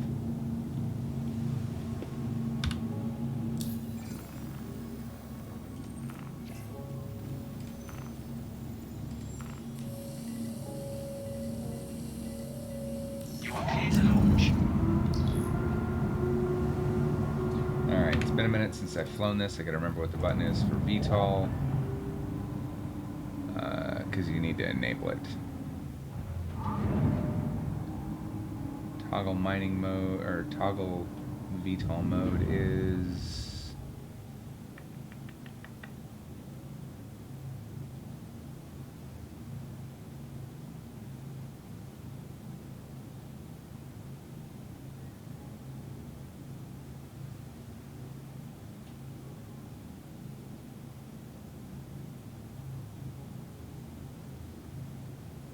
So R is cycle selection forward, roll,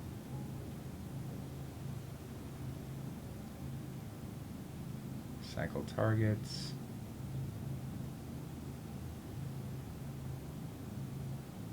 there it is, K. K for VTOL mode. So we've enabled VTOL mode, which I'll let you see that again, because it is kind of cool. We are ready to lift off, and we're going to do exactly that. Hit K to swing those forward, apply some thrust, and off we go. And to retract the gear, we are Thank you. And headed please for the visit stars. again.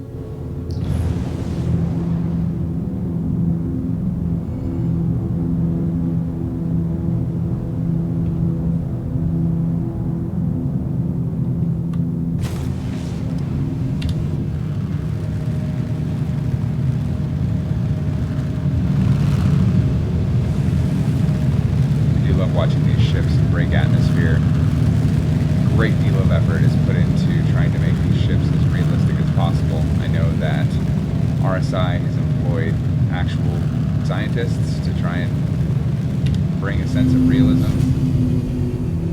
It really does show. It's also gorgeous. Alright, so I'm doing that on purpose.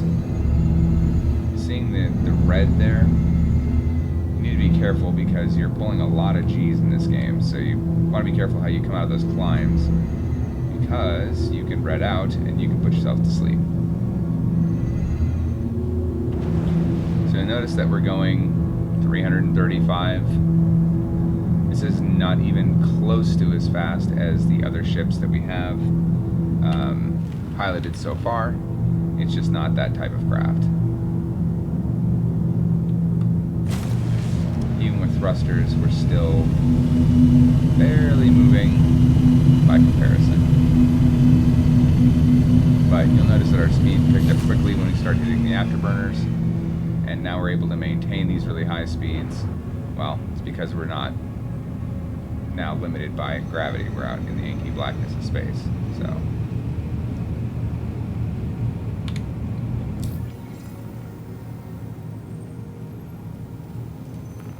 go back to our contracts manager. Lots of different options here. So for bounty hunter, to take any sort of bounty hunter missions, you first have to go do an assessment mission. And what they will do is send you on this mission, the Bounty Hunters Guild, and if you complete it, then you will successfully get a permit to become a bounty hunter, and you'll be able to go do bounty hunter missions. Mercenary work, on the other hand, have at you.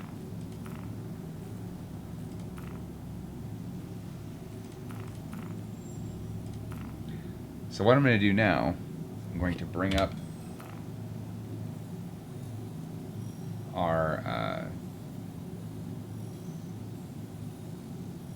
map, and we're going to try and find some place to go mining. So see where this says Crew L3?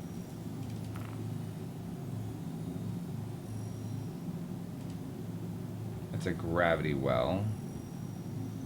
There's usually some, there we go. So there's some rocks that we can possibly mine down over by Crew L3.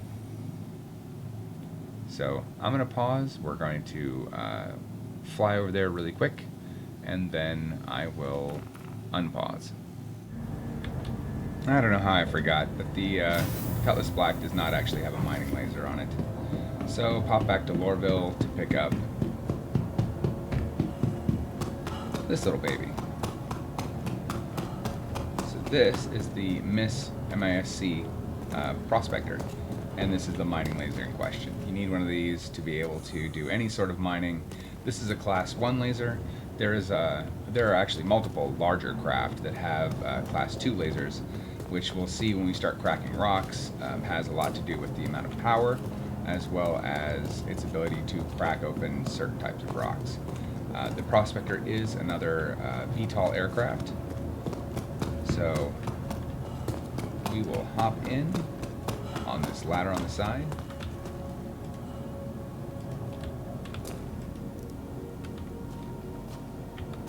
Open sesame. There we go. Up we go.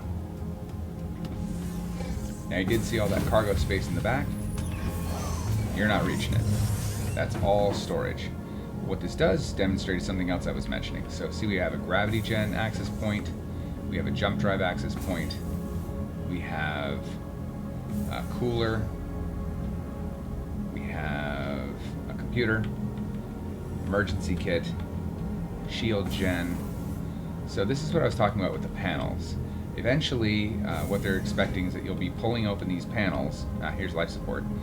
And doing repairs on the spot. So you'll have a reason to have an engineer with you because they'll be the ones that can actually do those repairs.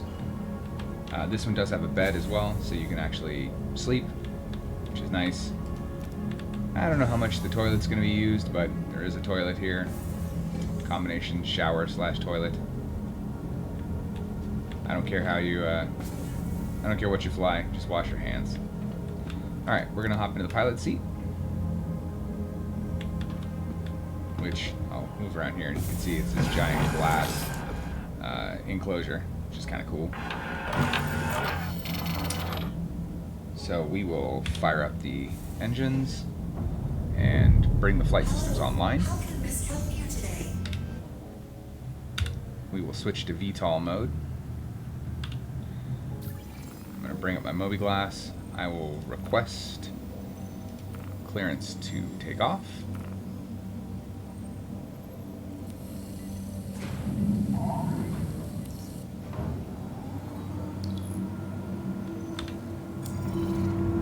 I think they said we're clear to land, or clear to take off. Launch sequence complete. We're gonna move a little closer to the, there we go. Bay is opening. We are clear to launch. Hit K to come out of VTOL mode. Crank up the engines, and off we go. Now, while we achieve orbit, I'm going to bring up our map once again with Skyline mode. There are a number of places to mine, but I have some favorites. So, over here, oh, not over here, one second. So we are going to mine for some rocks. We also need to be able to refine it. You can't sell the rocks in any raw form, so you'll need to take them to a refinery. Now there's only, I think there's 5 refineries currently.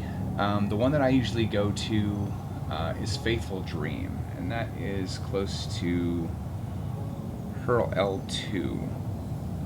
Let's see, where's that? L5, R2, RQ7. L4, L3.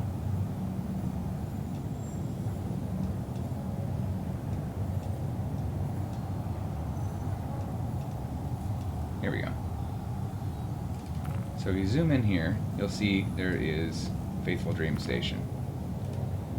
Now, I can actually go out to the middle of nowhere and mine rocks, but for our demonstration purposes, I'm just going to go straight to the refinery because I know for a fact that there are actually some rocks right outside the station. So that'll work well for demonstrating the basics of how to mine, if not necessarily the best place to mine. We're going to bring our engines down. We don't need to be running them at max speed.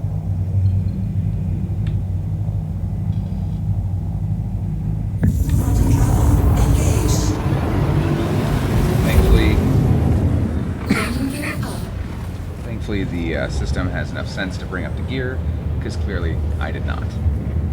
So rather than sit here and watch me go 1.2 miles or 1.2 million miles, I will walk you through some of the other things about mining. So mining is really about 3 things. It's about the intensity of the laser, it's about the hardness of the material that you're cutting with the laser, and of course the laser itself. So we're going to be controlling the laser manually, and the idea is to crack the rock into small enough pieces that you can refine it, or that you can extract it and pull it into your cargo bay. And when I first started, this is actually a really confusing part of the game for me, but I'm going to walk you through it. It's actually much simpler than you think, and it just needs a little bit of explanation. In addition to mining on a ship, you can go and buy a hand laser that you can take with you. And I do recommend that because eventually you're going to be running around in caves and stuff, and you never know when you'll find some sort of valuable mineral on a cave somewhere. So if you have a hand laser, you find some sort of gem deposit, you can just rip it right out of the side of the cave. Look at you, you're rich. Well, richer, maybe not necessarily rich.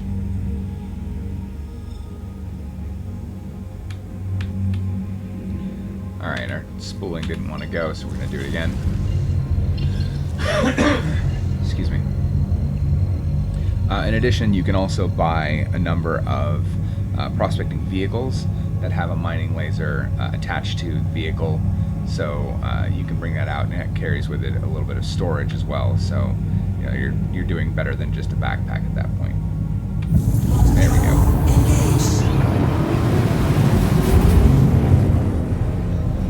So we're almost at Faithful Dream. As I said, you can't sell the raw materials, so you're going to need to refine them. Something I'll demonstrate in just a second. So the first thing I'm going to do is I'm going to hit the tab key. And you'll see it's going to illuminate a number of rocks and materials. So looks like there's a bunch of rocks pretty close by. So this one that's maybe 8,000 meters.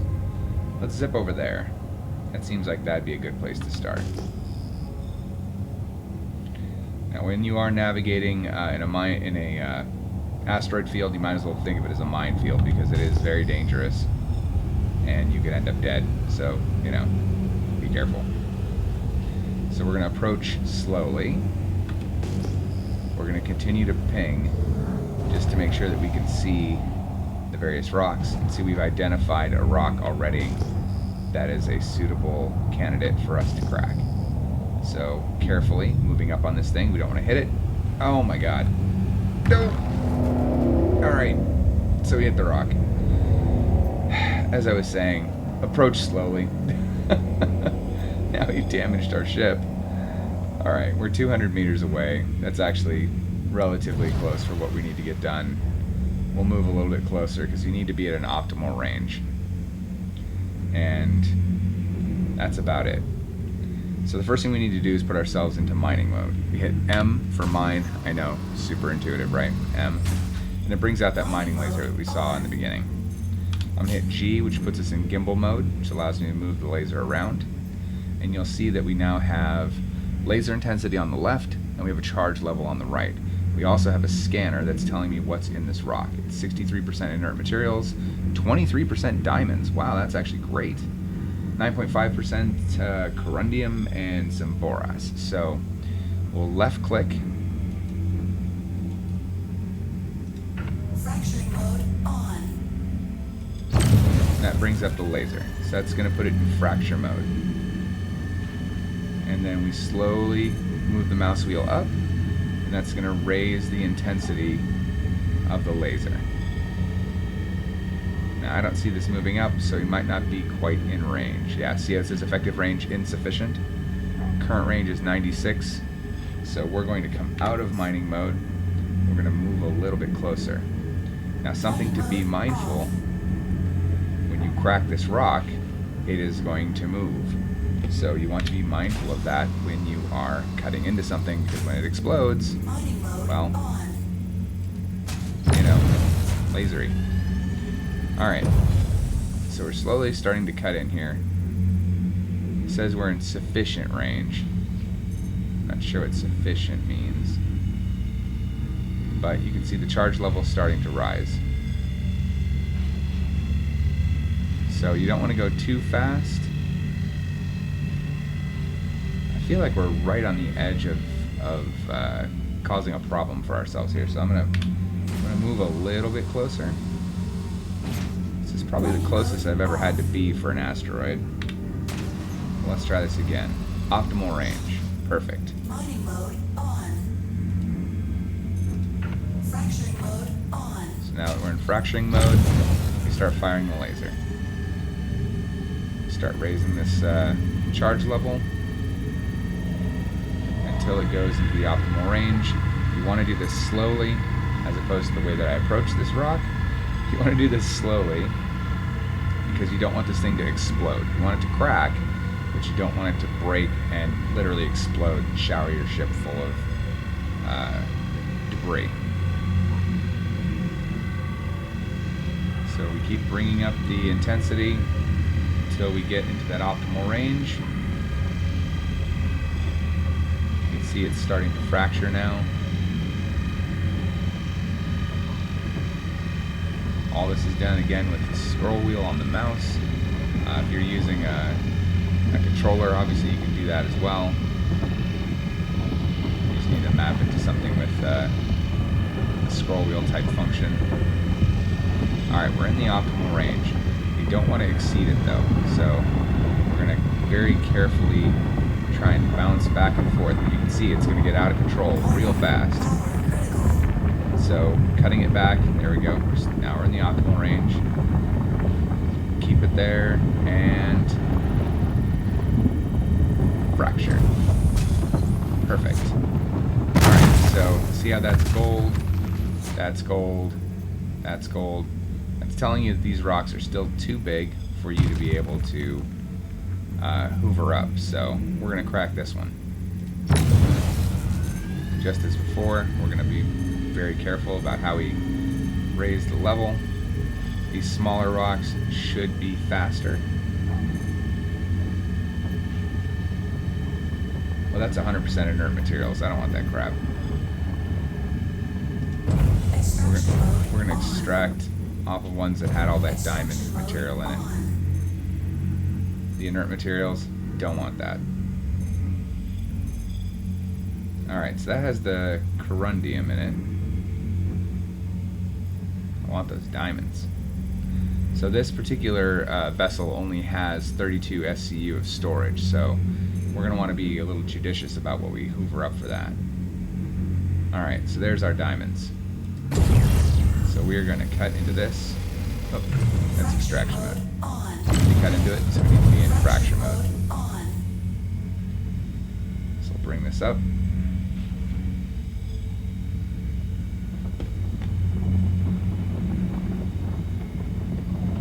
Oh, very quickly out of control.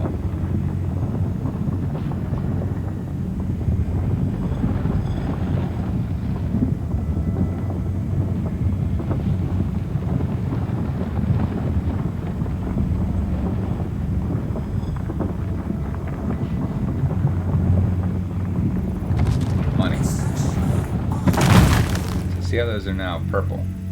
That means that they are available to be extracted. So we scan this. The composition is diamonds. Perfect.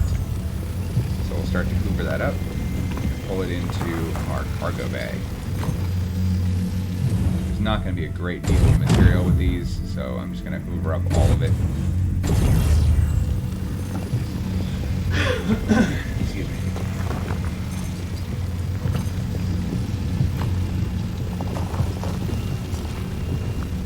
This should be actually a pretty valuable haul from the looks of it. Fracturing mode on. Extraction mode on. I'm kind of surprised by that given the proximity to the refinery. But I will take it.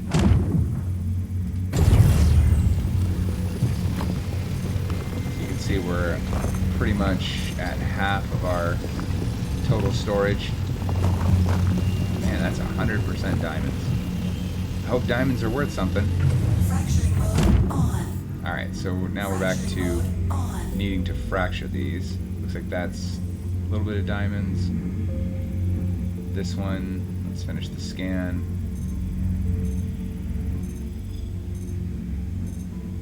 Inert, mostly inert. Given how little space we have left, I'm going to go with the one that's mostly diamonds. Ah, see, we fell out of range, so now we're in that. We're just sitting at the edge of optimal range, so I'm going to pull in just a little bit closer.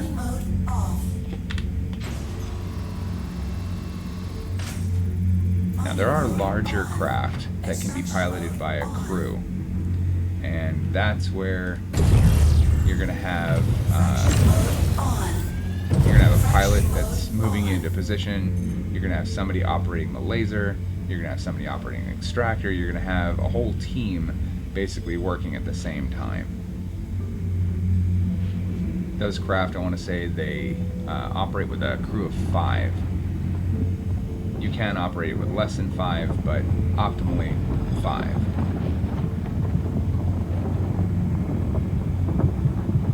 I want to say that's the Argo Mole, if I remember correctly. It's quite a bit bigger of a craft, for sure.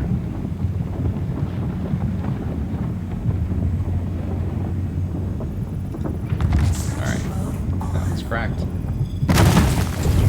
Start pulling in those diamonds.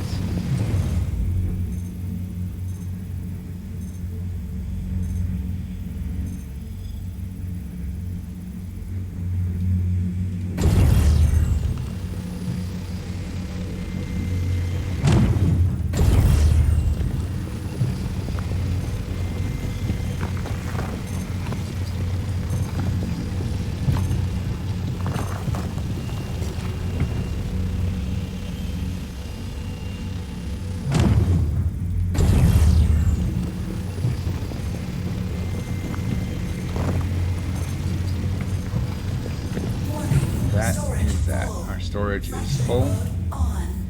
So we're going to come out of mining mode. Let's see, where is the space station? There it is, there's the refinery. So we're going to not run into the refinery the way that we did the asteroid. And we're going to make our approach.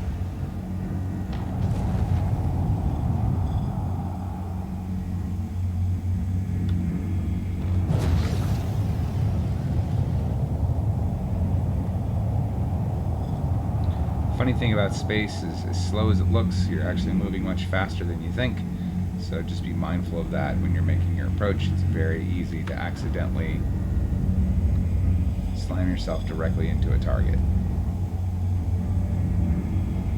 Alright, we're probably close enough. I'm going to cut the engines, make my request for docking. No, not quite close enough yet. Alright. So you'll see there's a number of bays here that you can dock at, and then you have this one long outcropping one. That outcropping one is for larger craft, like luxury liners. You'll often see luxury liners parked at those kind of outcroppings, and that's where you can board them. They have basically a almost like a real Landing jetway. complete. Have a pleasant stay. Alright, please contact ATC to land. Sounds perfect, let's do that.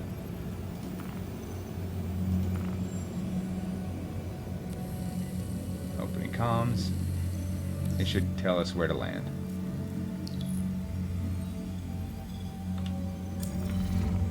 So they've given us a hangar to land in over here.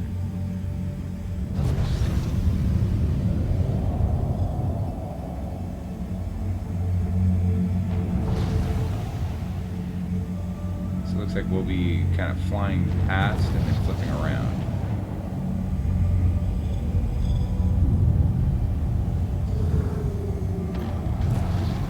Because I think that is a, I think that's a landing pad, not a internal hangar. But we will make sure. Last thing I want to do is crash. There we go. Yep, so hangar 1 is where we're going. Remember, we're flying a VTOL ship, so there's no reason for us to get too close. Slowly descend. Hit N to bring down the landing gear. You can use auto landing, but I just prefer doing it myself. I don't know why, I just do.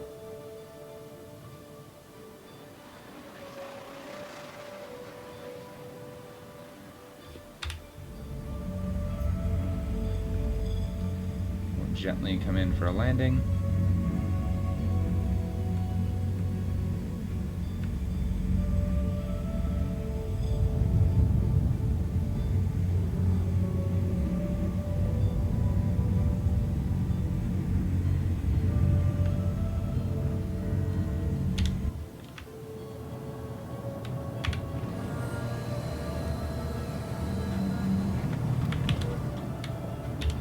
Landing gear up.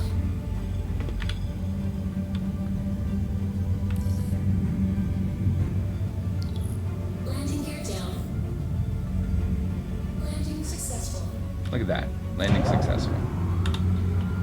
Power on the engines. Please vacate the vicinity. Obstructing parking area. Why are you complaining about my obstructing the parking area? You told me to park here. Oh, welcome to Star Citizen.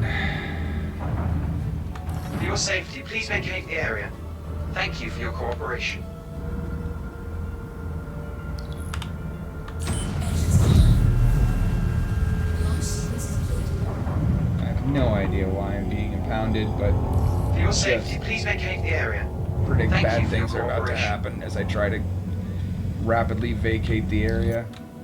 Oh, for crying out loud. So we landed where they told us to land, and they screwed us anyway. Welcome to Star Citizen. Alright, so the next thing we need to do is head to the refinement station. Hopefully my impounded ship will still let me do that. But, let's see. If I remember correctly... Let's see. Elevator to the inner transit. This goes to hangars and habs. Refinery, there we go.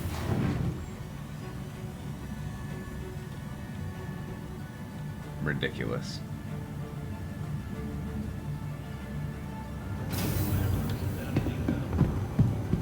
Alright. The refinery is... well, it's a refinery.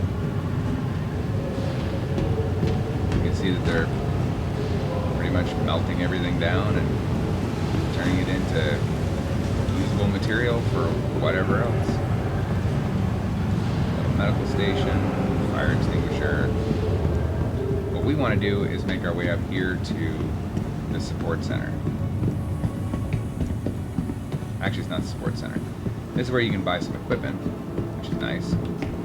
Hi, good to have you back. Join the mining guild. Feel free to take a look around.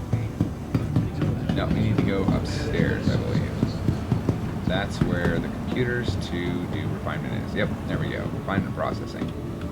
So we'll log in. We'll see if they can pull our stuff out of our impounded ship. Off of the miscellaneous, the MISC Prospector. Yep. We've got 2250 CSCU refinable. So we're going to set up a work order. I have no idea what these different methods are or why you'd want to choose one over another. No clue. We're going to refine everything. The inert materials, well, it is what it is. We get a quote. It's going to take 27 minutes and 41 seconds, and we're going to earn 1,916 UEC for our effort. Now that's real time, so it's going to do its normal thing. So you've got to wait that 27 minutes. We don't have to wait that 27 minutes. We can collect that later. But there you go. That's mining in a nutshell. It's also parking enforcement being crap, but you know, like I said, welcome to Star Citizen. Thank you. In our next episode, I'm going to cover some other aspects of Star Citizen, including we'll get into some combat. We'll try the first-person shooter mode eventually, and we will also do a little bit of racing. So, thanks for watching. This is Ron Burke, Editor-in-Chief for GamingTrend.com. Stay safe out there, and we'll see you again real soon.